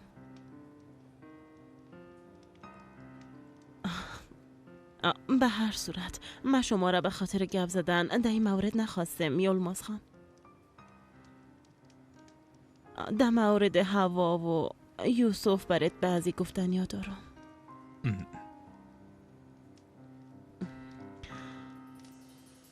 در سابق وقتی از اینجا تیر می شدم فکر میکردم که اینا را هیچ وقت خریده نخواد تانستم. وقتی به قیمت و ارزششان فکر میکردم بیخی اعصابم خراب میشد. جگرخون میشدم. اما حالی میبینی خواهر اینجاستیم. حالا میتونیم اینا را بخریم. فهمیدم صابه جان. درست است، هر چی که خواسته باشین. البته شما هر چیز خواسته باشین به هوا داده میتونین. از خویشای نزدیک ماست. حتی کوشش کنین که اجناس بسیار قیمتی را برش نشان بتین. نه خیر. بلشه مستقیم به خودم روان کنین. اما کل چیز دانه دانه درج کنین، درست است؟ میخوایم بفهمم چی چیزا خریده. درست است. بخیر. گوشای من خو غلط نشنیدن. دختری را که هیچ خوش نداشتن حالا میخواین با او عزت بتین خانم امیده.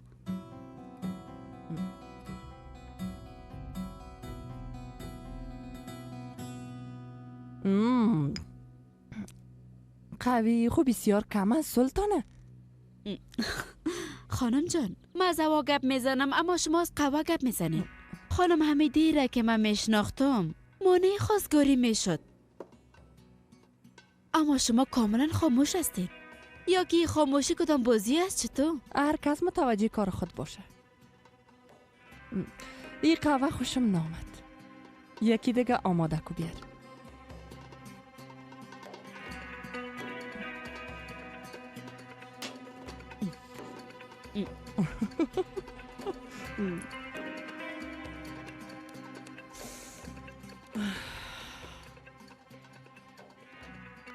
خیر باشه. فکر میکردم که هوایی را فریب داده، اما خانم حمیده خواست داد او برآمد. اما هیچ فهمیده نتانستم فریبکار اصلی کی است. حق داری که بترسی شریفه. اتفاقات گذشته هر دوی ما را بسیار جگرخون ساخته بود. اما تو هیچ تشویش نکن. تاریخ دوباره تکرار نمیشه شریفه جان. به خاطری که بچیم از مکه بسیار قوی تر است. یوسف هوا را بسیار دوست داره. مطمئن هستم که زیر اجازه نمیده که او را برنجانه. زندگی بسیار خوبی خود داشتن. در ضمن من همیشه ازشان حمایت میکنم. میگن که تقدیر دختر مثل مادر میباشه. ترسی را که وجود ما گرفته، فقط تو در کدم میتونی یالماس.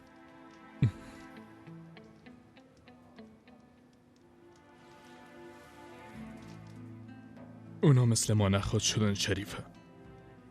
عشق و خیالات اونا مثل ما نیمه باقی نخواد ماند. همراهت وعده میکنم. حالا که تو هم احساسات خود قسم بیان کردی، دیگر نیازی به گفتن چیزی ندارم. بهتر است که برم یلماس خان.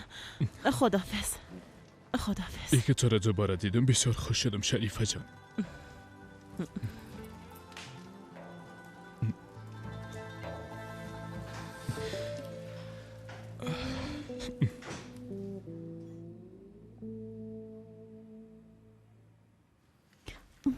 قیمتی چند است؟ قیمتش 240 لیره است.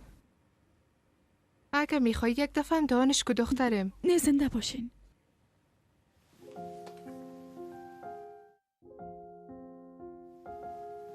توپراک چطور است؟ بسیار مقبول شدی. بسیار برات میزیبه. مقبول است؟ بسیار مقبول است خواهر جان.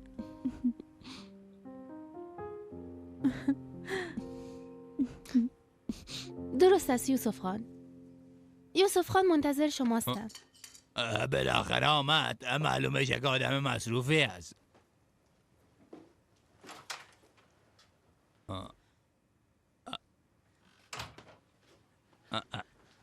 خوش آمدین. خوش باشین. اگه از آمدنتان خبر می داشتم جلسات فسخ می کردم. مرا ببخشین که منتظر ماندین. بین ما دیگه معذرت و گله وجود نداره. ما دیگه خیش هستیم. شما کاملا راست میگین. ما امشب به ملاقاتتان میاییم. شاید هوا براتان گفته باشه. البته که گفته. چیزی برای خوردن یا نوشیدن میخواین؟ چی براتان بخوایم؟ نه زنده باشین. ما نوشیدنی نوشیدیم. میبینم شما بسیار مصروف هستین. 100,000 سودا دارین. ما بدونی که وقتتان بگیرم گپای من میگم و میرم. البته هر قسم که خواسته باشین بفرمایین مشنوم. یوسف بچیم، راز بگویم شما مثل بچیم هستین. ما هم از همین خاطر اینجا آمدیم. بله همانطور است بفرمایین. زنده باشین. بسیار با درک هستین. دیشب شما همراه هوا گپ زدین. یعنی دخترم در مورد کارم همراه شما گپ زده. بله گپ زده بودیم. شنیدیم که شما دهقان هستین. اگه کدام کار دم از راه میخواین باز کدام مشکل نیست پدر جان، من حلش میکنم. زحمت نکشیم. بسیار وقت میشه که ما او کارهای مزرعه داری را اله کردیم و همی که خوب نمیشه به شما بگوین خانجی اغلوی بزرگ خسر خود در مزرعه استخدام کرده. بچیم راست میگم نه؟ راستش بگویم به شما نمیزیبه.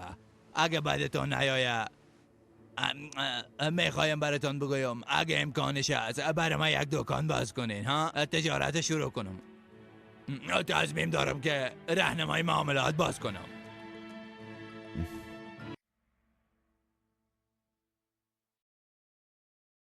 خب هوا جان بگو کدامایش انتخاب کردی؟ تصمیمت گرفتی یا نه؟ راستش من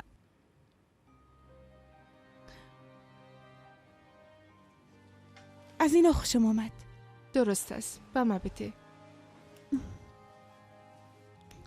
توپراک به نظر دیرم بگیرم؟ خواهر دیوانه شدی تمام اینا رو چطور بخریم؟ اینا بسیار قیمتی هستن. ما خو نمیخریم. خانم حمیده میخره. نمیشه. نباید از امی روز اول چشم گشنگی کنیم.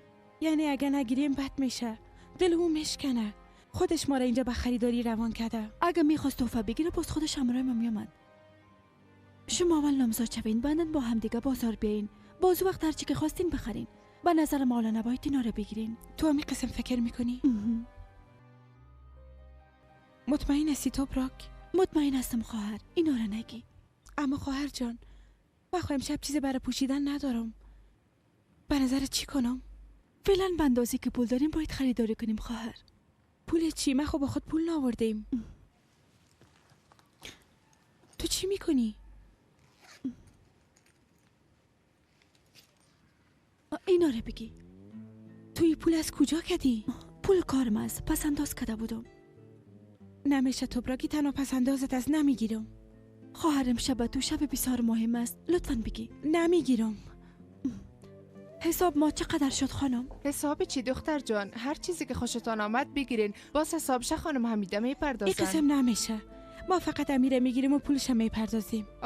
اما چرا؟ این لباسا به شما بسیار میزیبند. در ضمن خانم حمیده با سر ما قهر میشن. شما اینا را گرفته برین. باور کنین هیچ ضرورت نیست. فقط امیره میگیریم. درست است. لطفاً دپاکت بانینش.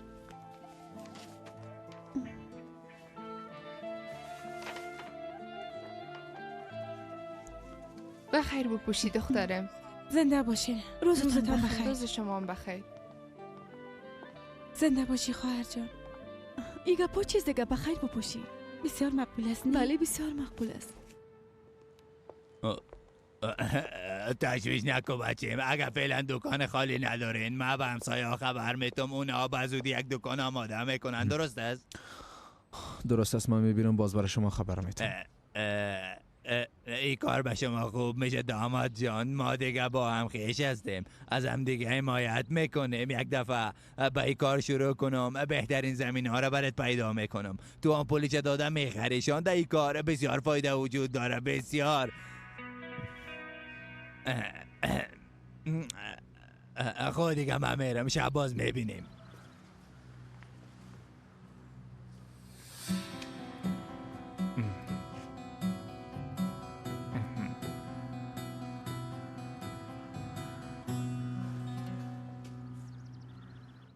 خیرت باشه بچیم.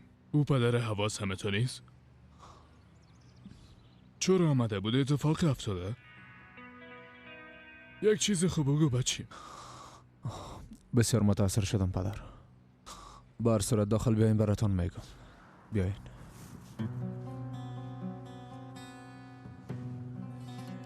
چی؟ یعنی تو میخوایی بگویی که از او دکان بزرگ فقط یک لباس گرفت؟ و باز پول او لباس هم خودش پرداخت؟ پولش خب پرداخت خانم، اما کمانده بود که دکان مرا خالی کنه. اول خود زیاد لباس انتخاب کرده بود، میپوشید و میکشید. قسمی که گفتم تمام دکانه میخواست خانه ببره، اما خواهرش در گوشه بردش و آیسته آیسته در گوشش چیزی گفت. بعدن او دختر کاملا تغییر کرد. فقط یک لباس گرفت و زیاد اصرار کرد که پولش خودش میته. های خدایا، اینا رو بیبی.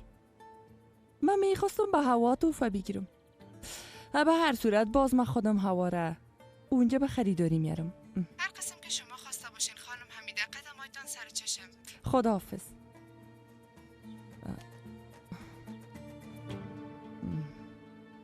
این مقبول ترینش بود، اما تو نیست خواهر. بله این لباسا بسیار برات میزیبه. به نظرت امو بوتایی را که در روسی تو پوشیده بودم امشب نپوشم؟ چی میگی؟ بپوش. بله؟ سلام خانم، شما به خاطر کار زنگ زده بودین. گفته بودین عجله داریم، اما کارمند ما تصمیم گرفته دومایدگان به کارش ادامه بده. میشه فردا یک بار بیاین؟ البته خانم، درست است. روزتان بخیر. خیرت باشه خواهر جان. کی بود؟ خواهر دی باره بعدن برات میگم. خودگه ما باید پس خانه برم. تو را حتما بیدار شدم. خوب است. شب خواهد من میایی اما تو نیست؟ البته که میایم. ده یک شب مهم تو را تنها مانده میتونم. جانم. با امیدی دیدار. ای دیگه چه قسم زده است مادر؟ خانجی غلوی بزرگ ازش خواهش کردم اما بازم قبول نکرده. بچیم تو خوب پدرت هم میشناسی، او یک آدم ضدی است. من بسیار کوشش کردم اما راضی نشد. مادر لطفا قسم گپا رو نگوین. اگه شما بخواین پدرم راضی ساخته میتونین. او در قصه من نشد و از من روی گشتان. حداقل شما خو مرا تنها نمانین. این موضوع از دیگه موضوعات فرق میکنه بچیم. همین که نام او را به زبان میگیرم اعصاب پدرت خراب میشه. من دیگه چی کنم؟ مادر لطفا مرا عصبانی نسازین. شما از آتشی که در قلبم شعله‌ور است خبر ندارین. من بدون هوا یک لحظه زندگی کردن نمیتونم.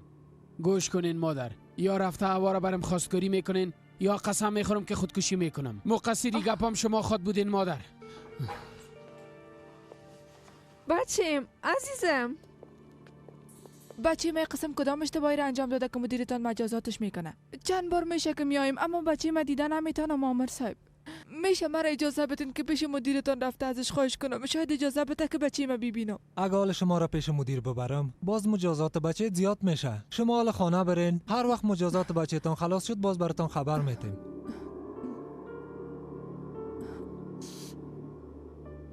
بچه با مادرت دل بسوزان. چند روز میشه که اینجا میایه، اما تو هم یک دفعه خدا برش نشان بده. تا چی وقت میخوایی بهانه مجازات ادامه بدی؟ بچم تو خو میفهمی وضعیتت جدی است. وقتی مادرت بفهمه که مریض هستی تو را به سر میکنه. بستان به خاطر که دلش نشکنانی هر چی زودتر به تداویت راضی میشی. اما تو نیست بچم صدقه چوام، اگه تداوی نشی مریضی تو را از بین میبره. بیا از اونم میخوایم زنده باشم. با ما زندگی دیگه هیچ معنی نداره. خودت میفهمی دیگه.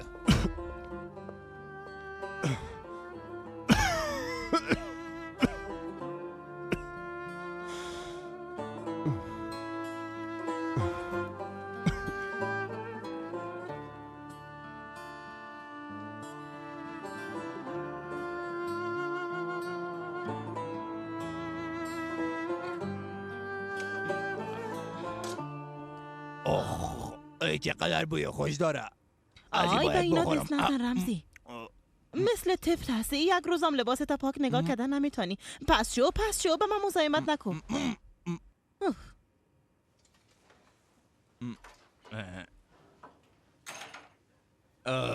امین جان، میبینم که به سر وضعیت بسیار خوب رسیدی. شما گفتین اینجا بیا، اما میترسم که خانم امیده کدام جنجال جور نکنه. هیچ کاری کردن نمیتونه بچم، اینجا خانم است. منورم اینجا میایه؟ ای خفک، البته که هم اینجا میایه، مگه میشه که به خواستگاری بیادرش نیایه. بیبی امین بچیم، اگر میخوایی که قلب دختر دوباره به دست بیاری باید اول کار خوب پیدا کنی. اگر نه قلب خانم امیده و نه قلب منوره به دست میاری. شوهر خالم هم در این مورد کوشش میکنم. به خاطر تدریس به چند جای مراجعه کردم و فعلا منتظر هستم شوهر خالم. با منتظر بودن چیز به دست نمیایه. بیبی چی میگم بچیم، من به زودی یک راهنمای معاملات باز میکنم. باز تو هم زیر دست ما کار کو، درست است؟ شما او کارا چطور خود کردین؟ نه شما پول دارین و نه من.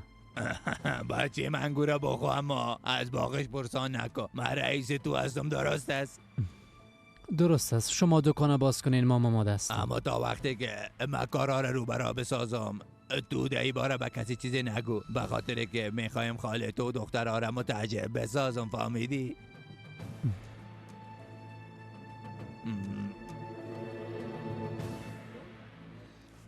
چی میکنی خانم؟ ادامه میکنی؟ در زمرنگ این اکتویام هیچ خوشم نامد. منظم بسته نشده. بهتر است که هیچ بسته نکنم. تو را چی شده یولماز خان؟ بجای ای که قسم هر چیز پنهان کرده قهر کنی بهتر است که برام بگویی چی مشکل داری؟ من چی مشکل داشتم میتونم خانم؟ جانم 40 سال میشه که شوهرم هستی، یعنی تو را نمیشناسم. امروز حتما کدام اتفاق افتاده؟ امشب غذای دلخواهت سر میز بود اما هیچ نخوردی. باز میگی که کل چیز خوب است. بشنو چی میگم. نه که تو به خواستگاری ای دختر رضایت نداری یولماز خان؟ این گپ دیگه از کجا شد خانم؟ من هوا را بسیار دوست دارم. دختر خوبی است. ها زبان و قلبش هم یک گپ میگه. باز بچه ما عاشقی او است. از اینا کدام مهمتری است که اونا هم دیگر را دوست دارن. اما او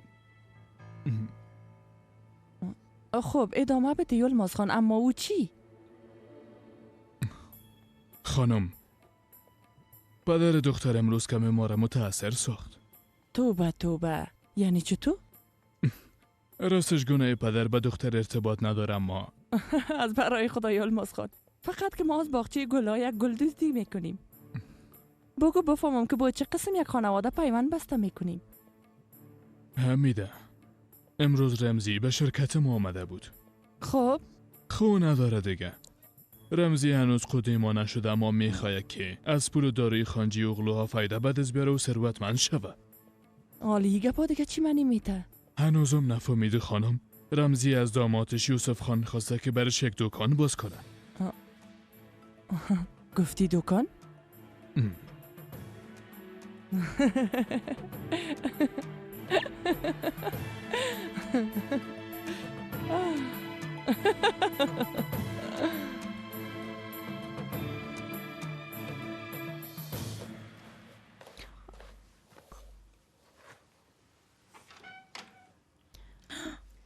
مادر جان، من چطور معلوم میشم؟ بسیار مقبول شدی دختر دوست داشتنی. انشالله که خوشبخت شوی. خدا تو رو از غما دور داشته باشه. انشالله مادر جان. لطفا شما هم دیگه لبوریتون کشال نگیرین. ببینین من ازدواج میکنم. تو ناق تشویش میکنی. ببین من چقدر خوش هستم. به هیچ کس حق نمیتونه خوشیای ما را بگیره جان. مادر جان من، خداوند از نظر بد نگاهت کنه یک دونه. کل ما آماده هستیم، اما شادخت و مادرش کم ناوقت کردن. بچیم به خاطر ناوقت کردم که همه گیر ما باید آماده میکردم. ارزش انتظار ما را داره خانم کاکا، مثل همیشه بسیار مقبول معلوم میشی. باندگه بچیم. بسیار مقبول شدی مادر جان. جان مادر، چشمایت مقبول میبینه. شما مردیتان بسیار مقبول شدید. زنده باشین مادر.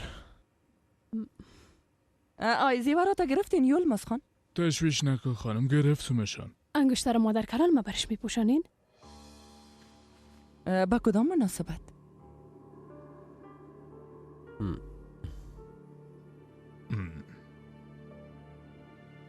مقصدم ای بود که انگشترهای خانوادگی در نکاح یا در نامزادی پوشانده میشه. البته نوبت اونام خواد رسید. اما ما به هوا یک سیتی بسیار مقبول گرفتیم. بسیار خاص است.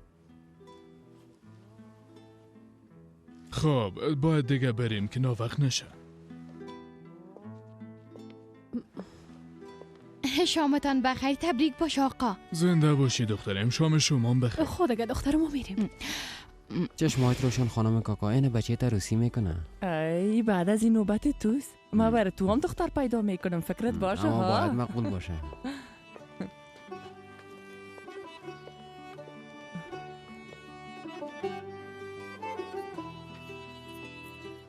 آی خواهر جان، این پشتی ها را چرا اینجا میمانی؟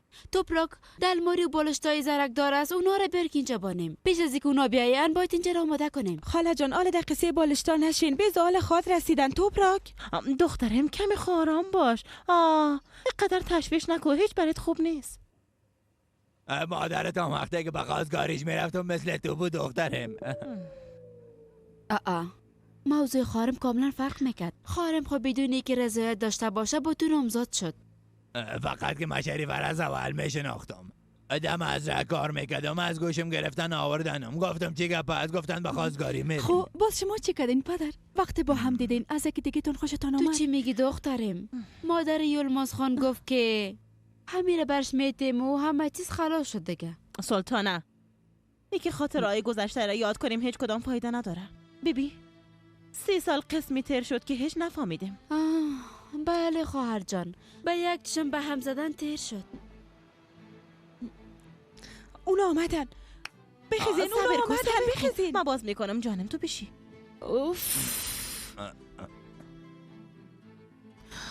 توپراک بیبی حال قلبم استاد خواد شد. من امشب تنها نمان لطفا. از پیشم هیچ دور نشو. درست است؟ قسمت تیر خواد شد که هیچ نفهمی خواهر جان. دختر تو اینجا چی میکنی؟ عروس نباید قسم هر طرف بشینه. بخیز حالا دیگه از اینجا برو. درست است.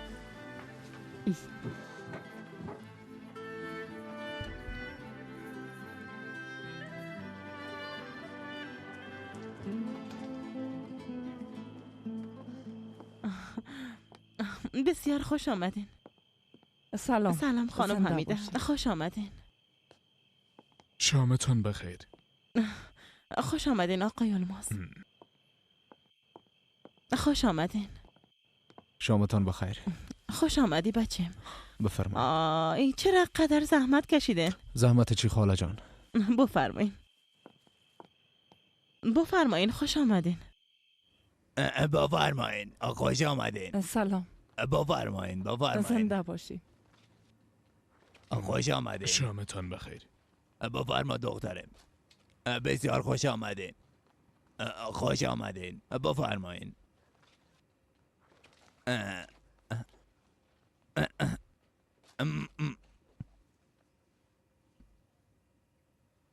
خانم حمیده انشالله که خوب هستین. بسیار تشکر. شما چطور هستین؟ زنده باشین. ما هم خوب هستم. توپراک اون حال دبالا هستن. چند دقیقه بعد مرا خواد خواستن. هیچ باورم نمیشه. بله بعدش هم نامزاد خواد شده. خاله کل چیز خوب است. کدام مشکل خو نیست. دختر به خاطر جنگ کردن خود اینجا نامدن. کمی آرام باش. اونا با خواستگاری آمدن. حالا دیگه دختر قهوه آماده کنین. توپراک میشه که قهوه را تو آماده کنی؟ از هیجان دستم میلرزه. قهوه را از مکده تو مزدار آماده میکنی؟ البته که آماده میکنم. تو بیا اینجا بشی. بیا خواهر. تو چه فکر میکنی که مثل همیشه برای یوسف خان در قویش نمک بندازیم؟ نه یک دفعه بعدش نیایه. البته دخترم نمک بنداز، به خاطر که او عادت داره. امشب باید همه چیز به خواست او باشه.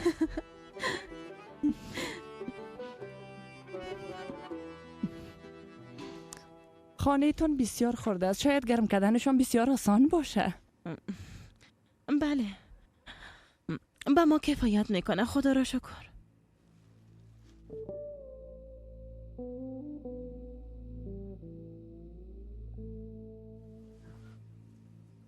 همتون خوش آمدین. امین جان بیا بچین بشین. امین چطور هستی بیادر جان؟ خوب هستم بیادر. شما چطور؟ خوب هستم. زنده باشی. از وقتی که برگشتی هیچ پیشم نامدی. مرا ببخشین بیادر جان، اما جبران خواد کردم. درست است. هر وقتی که خواستی بیا. بیا که اظهاراتت بگیرم.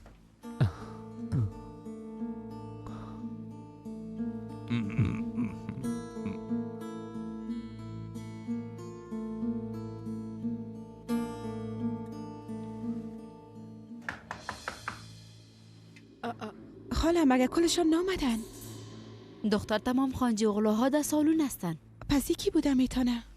تو صبر کن. توپراک تو برو بیبی که کی هسته به خواهرت نمیزه و بانو ناره. بتش به من خواهر جان. بفرمایین. پدرت خانه است دخترم؟ بله خانه هستن اما ما شما را نشناختم. ما پدر و مادر جونید هستیم. به خاطر یک کار خیر اینجا آمدیم. نفهمیدم. چرا باید میفهمیدی دخترم؟ ما به خاطر خواستگاری هوا آمده. اگه اجازه بتین میخوایم که داخل بریم.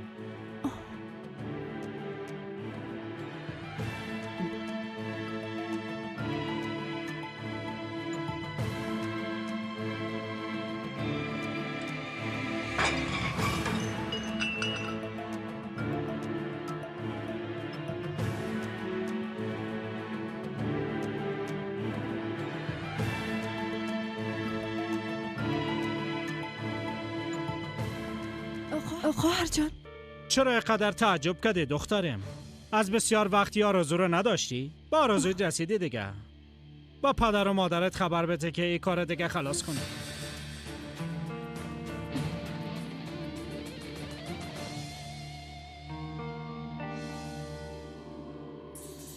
امین تو همراه او دوستم که در تعلیم و تربیه بود گپ زدی؟ بیادر ما وقتی که با استانبول رفتم پس آمدم باز فکر کردم که وقتش تیر شده دیگه با ما ضرورت ندارن، از او خاطر پیشش دیگه نرفتم. ما بالای زیاد فشار نمیارم اما هر وقت که خواسته باشی دروازه شرکت برایت باز است. ما میفهمم که تو میخوای یک معلم باشی اما ما در شرکت با آدم مثل تو ضرورت دارم. گفته باشم. یوسف بیادرت راست میگه امین. با نظر ما یک دفعه در این موارد فکر کو. به خاطر کارهای نو با تو ضرورت پیدا میکنیم. زنده باشین.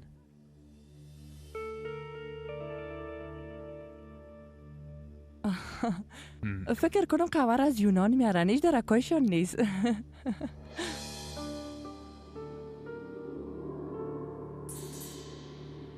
نه هوا معلوم میشه. نه توپراک. خانم حمیده مادر حالا میاین. راز میگه ای دخترها کجا شده؟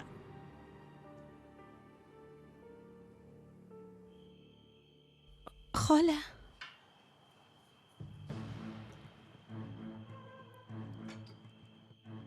آرام باش. زن بیوه خونه میخوایی؟ هیچ قسم به احترامی است. من خونه میفهمم که تو دیگه از کجا پیدا شدی، اما فکرت به گپایی که میزنی بگی. شما ما را غلط درک کردین. جونید و هوا همدیگه خود بسیار دوست دارن. ما هم خواستیم مسئولیت خود انجام بدیم و به خواستگاری بیاییم. هوا دختر ماست خانم جان. این یک دانه و تاج سر کل ماست. یک قسم ناخواسته و دفعتن اگه به خواستگاری بیاین باز چه قسم بشناسیم؟ شما یک دفعه خبر میدادین، اگه اجازه میدادین باز به خواستگاری میامدین. تو امرای ما چی مشکل داری؟ به خاطر آمدن ما با جایی که شکر کنین میخواین ما را جواب بدین؟ فکر کنم که نشناختی ما کی هستیم ها؟ هر کسی که میخوایی باش چی میشه ها؟ هر چیز از خدا آداب و رسوم داره. از امورایی که آمدی پس برو رخصت هستی.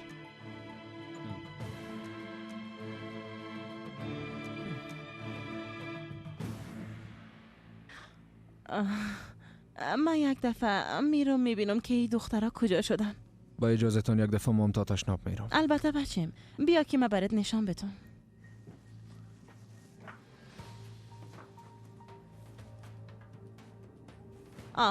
تشناب اینجاست. کمی منتظر باش تا من روی پاک بیارم. حتما دخترها از بر خطایی فراموش کردن. البته که منتظر میباشم. من خاله دخترها میشم. پدر و مادرشان در خانه نیستن. شاید ناوقت بیاین. ناق وقتتان ضایع نکنین. اگه بیاینم بازم جواب ما رد خود بود. ما دیگه نمیخوایم به شما دختر بتیم. شما فرصتی که داشتین اون رو از دست دادین. اما خانم سلطانه این قسم ما را جواب نتین. بچه میگه اگه هوا را برم نگیرین خودکشی میکنم. لطفا این کارا نکنین. تو خاموش باش زهرا. این خودش ده خانه اضافی است. ما با گپی باور نمیکنه. همه که پدرش خانه آمد باز ما جواب خود خواد گرفته. گپ خوبی است. اگه پدر دختر بیایه باز خودش حق برات میته.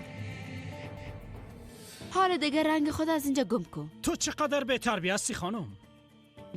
تو حتی گپ زدن تا یاد نداری. هوا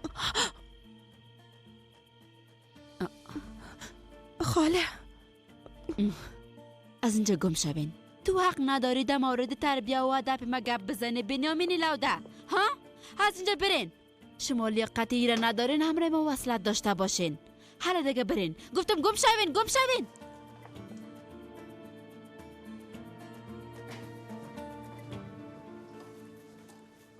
ده بیرون چی گپ است؟ صدای خاله سلطانه را شنیدم. امرای کسی جنگ میکنه؟ نه خیر، چیز مهمی نیست. همسایه آمده بودن کم جنجال کردن. خالی مام همراهشان گپ میزنه. توبه توبه. دوی وقت شب از خود کار ندارن. باش که ببینم. لازم نیست. تو بالا برو. بیز و مادر چون زیاد منتظر ماندن. من قهوه را گرفتم میایم. درست است؟ تو از ما چیزی را پنهان میکنی؟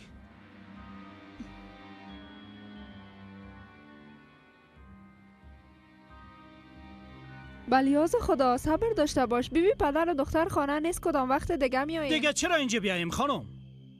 فقط در این شهر دختر کم است. بان که او را در خانه نگاه کنم. به تو هیچ غرض نیست که دختر ما در خانه میمانه. برین گم شوین. خدا را شکر که زیاد اصرار نکردن. انشالله که کس صدای ما را نشنیده باشن. اگه چی با نکنیم دختریم. او ما خب به جنگ کردن اینجا نامدیم. نمیفهمم مرا چی شده بود که به خانه رمزی آمدم. ببین ما را از دانه دروازه جواب دادن. چرا نمیفهمی خانم؟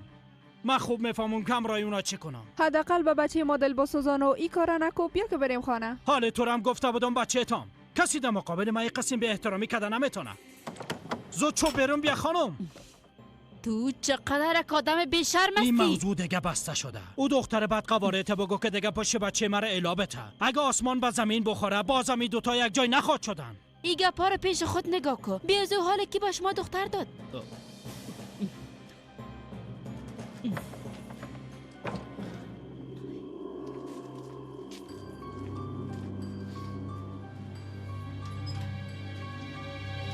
چرا پایین آمدی بچم؟ من خودم حلش ساختم. شما خود خسته نسازین. خیرت باشه خاله. چی را حل ساختی؟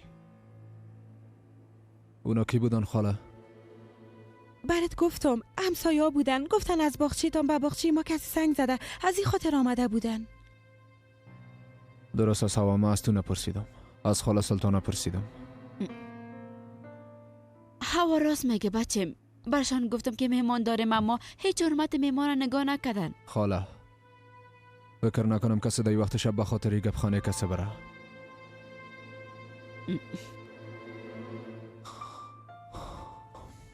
توبراک،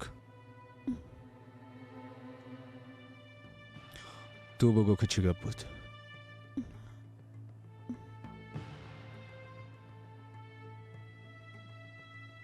توبراک، بگو نه چی گپ است.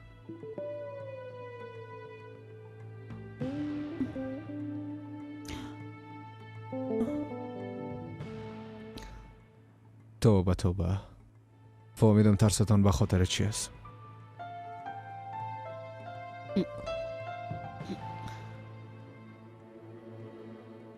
حتما موضوع صادق است.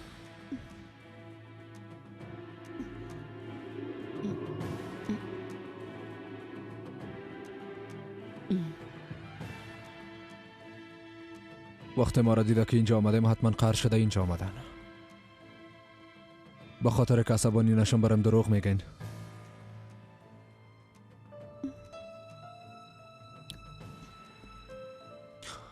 اجازه بتین که یک دفعه ببینم. بچه بیبی ما پنهان کردیم اما تو خودت فهمیدی. مامای صادق آمده بود. توبراک در اینجا دیده خواست توبراک جگرخون بسازه، ما حقش دادم. اینا دیگه از حد خود میگذرن. ایره نباید به کس فکر کنن. پچه خاله اونا رفتن پشت گپ نگرد. تو خدا ناراحت نساز. حالا دیگه بچه پیش مادر چند برو.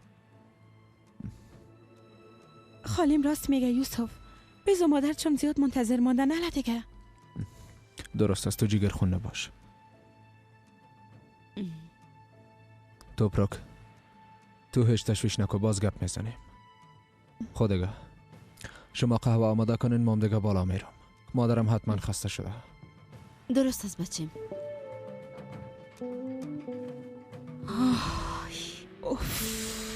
یک لحظه فکر کردم کل چیز تمام شد خاله. اگه من همی بدون تمام میشد. خداوند از شما راضی باشه. از کل ما راضی باشه. توبراک، تو قهوه را آماده که. حالا دخترم مرا خو میشناسی شریک. من به دلیل جانم به خطر نمیندازم. از قدیم گفتن من زنده جهان زنده. در عوضش چی میخواین؟ حال بان که کارایت درست پیش بره باز نوبت مام خواهد رسید.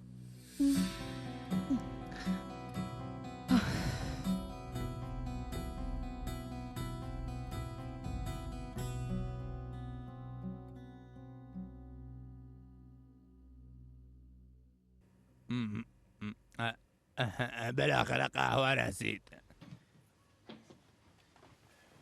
بفرمایین. زنده باشی دخترم. زنده باشی هوا. زنده باشی.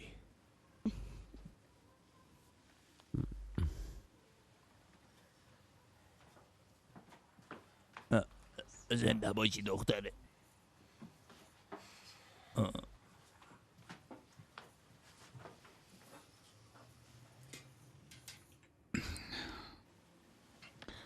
خب حالی که قهوه رام نوشیدیم پس میخوایم دلیل آمدن ما را مطرح بسازم.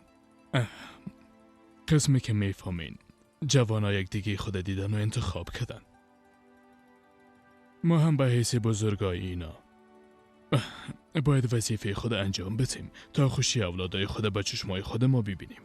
به امر خداوند و به قول رسولش دخترتان هواره به بچیم یوسف خواستگاری میکنم.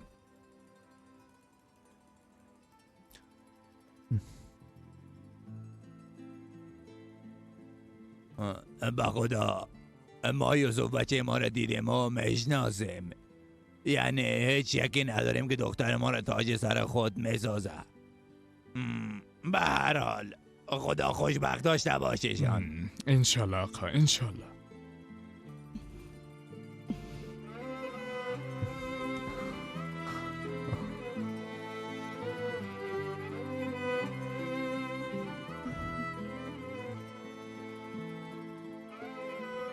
حالا دخترم دستای پدرت بابوز.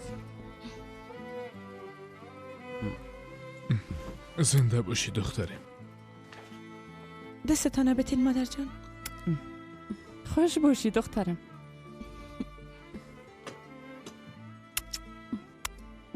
همیشه خوش باشین.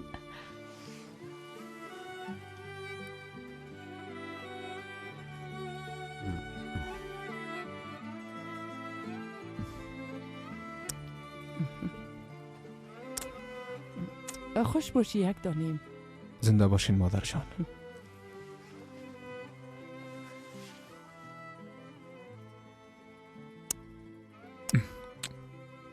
خوش باشی بچیم.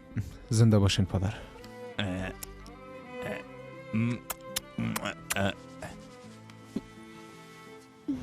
تبریک باشه خواهر جان. زنده باشی جانم. تبریک باشه بچه کاکا. زنده باشی بچه کاکا.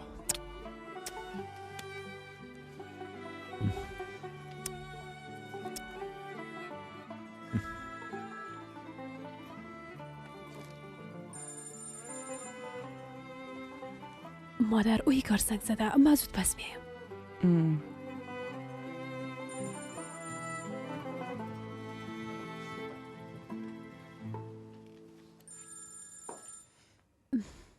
بله اویگار. چطور هستی زندگی؟ خوب هستم. من فعلا وقت ندارم میبخشی. به خواستگاری به خاطر برادرم آمدیم. میشه بدن گپ بزنیم؟ منور. بیا از هم زیاد گپ نمیزنم. فردا پشتت میایم. یک جای به خانه خود خواد رفتیم. تو هم باید آماده باشی. درست است؟ راستش فردا شاید کار داشته باشم. یعنی مادرم شاید به خاطر کارهای خواستگاری به کمک ضرورت داشته باشه. باید به او کمک کنم. گوش کو جانم. اگر لازم باشه باز به مادرت زنگ زده اجازه تا میگیریم. درست است؟ ما میخوایم که خانه خود بسازیم. گپ ما فهمیدی؟ مطمئن هستم که مادرت تو را درک خواهد کرد. میشه بدن برات زنگ بزنم ایگار؟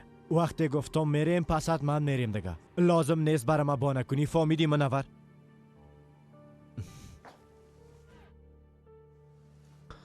منور؟ امین اثر رنگ پس شو. منور.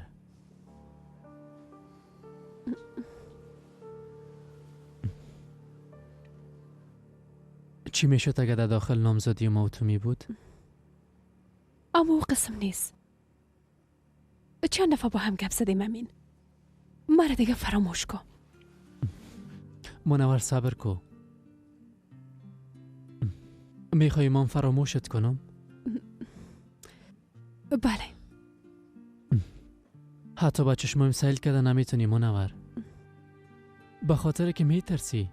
اگه سیل کنی باز میبینی که من هنوزم تو را دوست دارم. ای گپاره دیگه نزن. چرا؟ من دروغ میگم منور؟ اگه قسم نمی بود به شفاخانه نمی آمدی. به خاطر که مرا چیزی نشه گریه میکدی.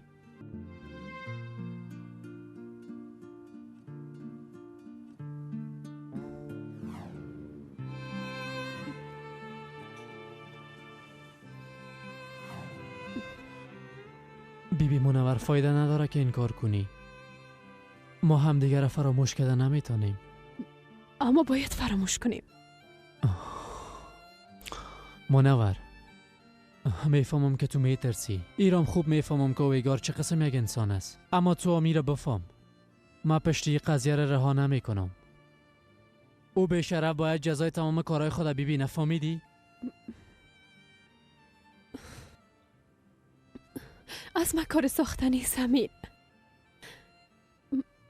به هر شکل که باشه من رای اویگار عروسی خود کردم.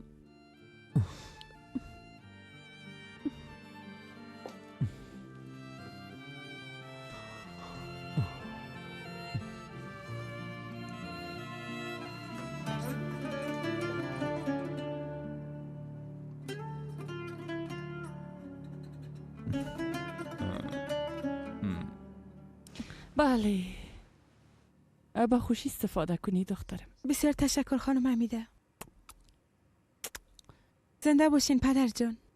بیا بشی دخترم. بسیار تشکر پدر جان. خوب شد که بخیر نامزدیم شد. و یک ماه بعد مراسم نامزدی رو انجام بدیم. درست است خانم شریفه؟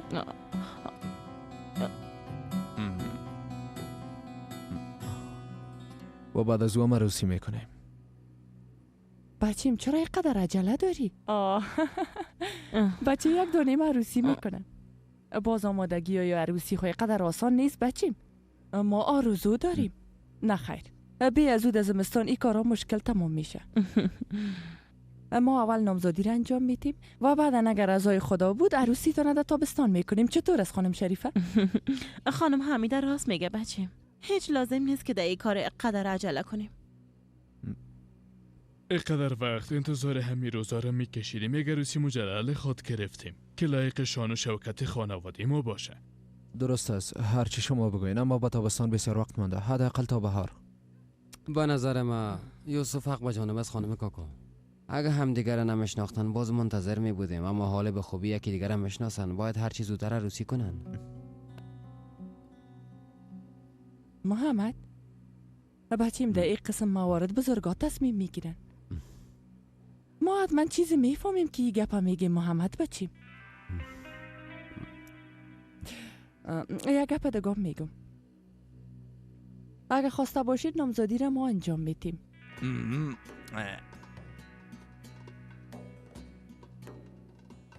اما نامزادی را خب باید خانواده دختر انجام بده. دخترم گپ تو خود درست است، اما وضعیت ما خود معلوم است. یعنی توانایی برگزاری نامزادی را نداریم. ایره خود خودتان میفهمی دختره.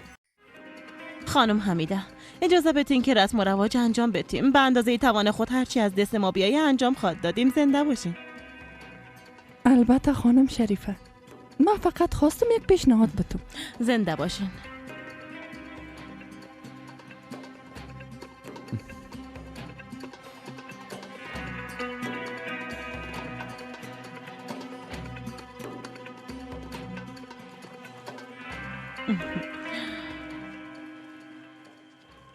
با کلتان تبریک باشه.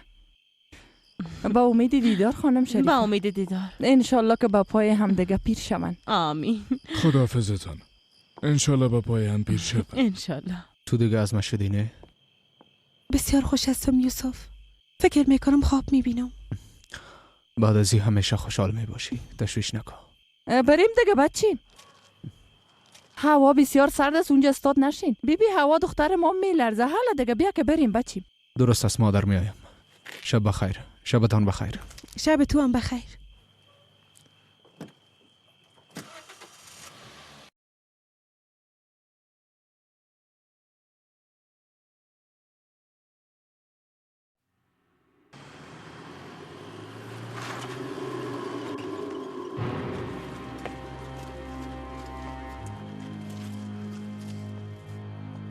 خدا را هزار بار شکر که یوم بخیر تیر شد. تو چه قسم پدر هستی رمزی؟ کمانده بود که دخترت امیالی به خانه اونا روان کنی. توبه اونا خواستگاری کردن و ما هم دادیم دیگه. چی گپ هست؟ چرا قدر عجله کردی؟ یک دو دفعه دیگه باید می آمدن. رسم و رواج همین قسم است. او رسم و رواجات از سابق بود خانم شریفه. دیگه یکی به فایده ماست. هر کس نمیتونه با خانجغلو خودش و ثروتمند شدیم. ثروتمند. واقعا که تو دیوانه هستی رمزی. بچه شیر من اقدر بزرگ شده که حال خانه خدا جور میکنه. بله یلماز خان، من فکر میکنم که در اولین بار شاید دختر خدا نتنه، اما البته زمانه تغییر کرده. یلماز خان به یاد دارین که شما و خانوادیتون چند بار به خواستگاری ما آمدین و رفتین، آمدین و رفتین. پدرم در خواستگاری اول قبول نکرد. گفت که باید خانوادی شما را بشناسیم، در حالی که کلتان هم میشناخت. بله دیگه، در دفعه اول جواب رد دادن دختر با ارزش میسازه. یعنی به خاطر که هوا به ارزش بود خانوادهش قبول کرد؟ نه خیر یوسف بچه، مقصد من خو این نبود. تو هم هر چیزی که دلت میشه میگی. اگه هوا دختر به ارزش می بود باز تو را انتخاب میکردی یک دانیم. مقصد من ای بود که حال زمانه تغییر کرده. در این زمانه دختر و بچه هم دیگر انتخاب میکنن. باز به خاطر رسم و رواج پدر و مادر بچه خواستگاری میرن. به نظر من این خواستگاری دیگه معنی اصلیش از دست داده.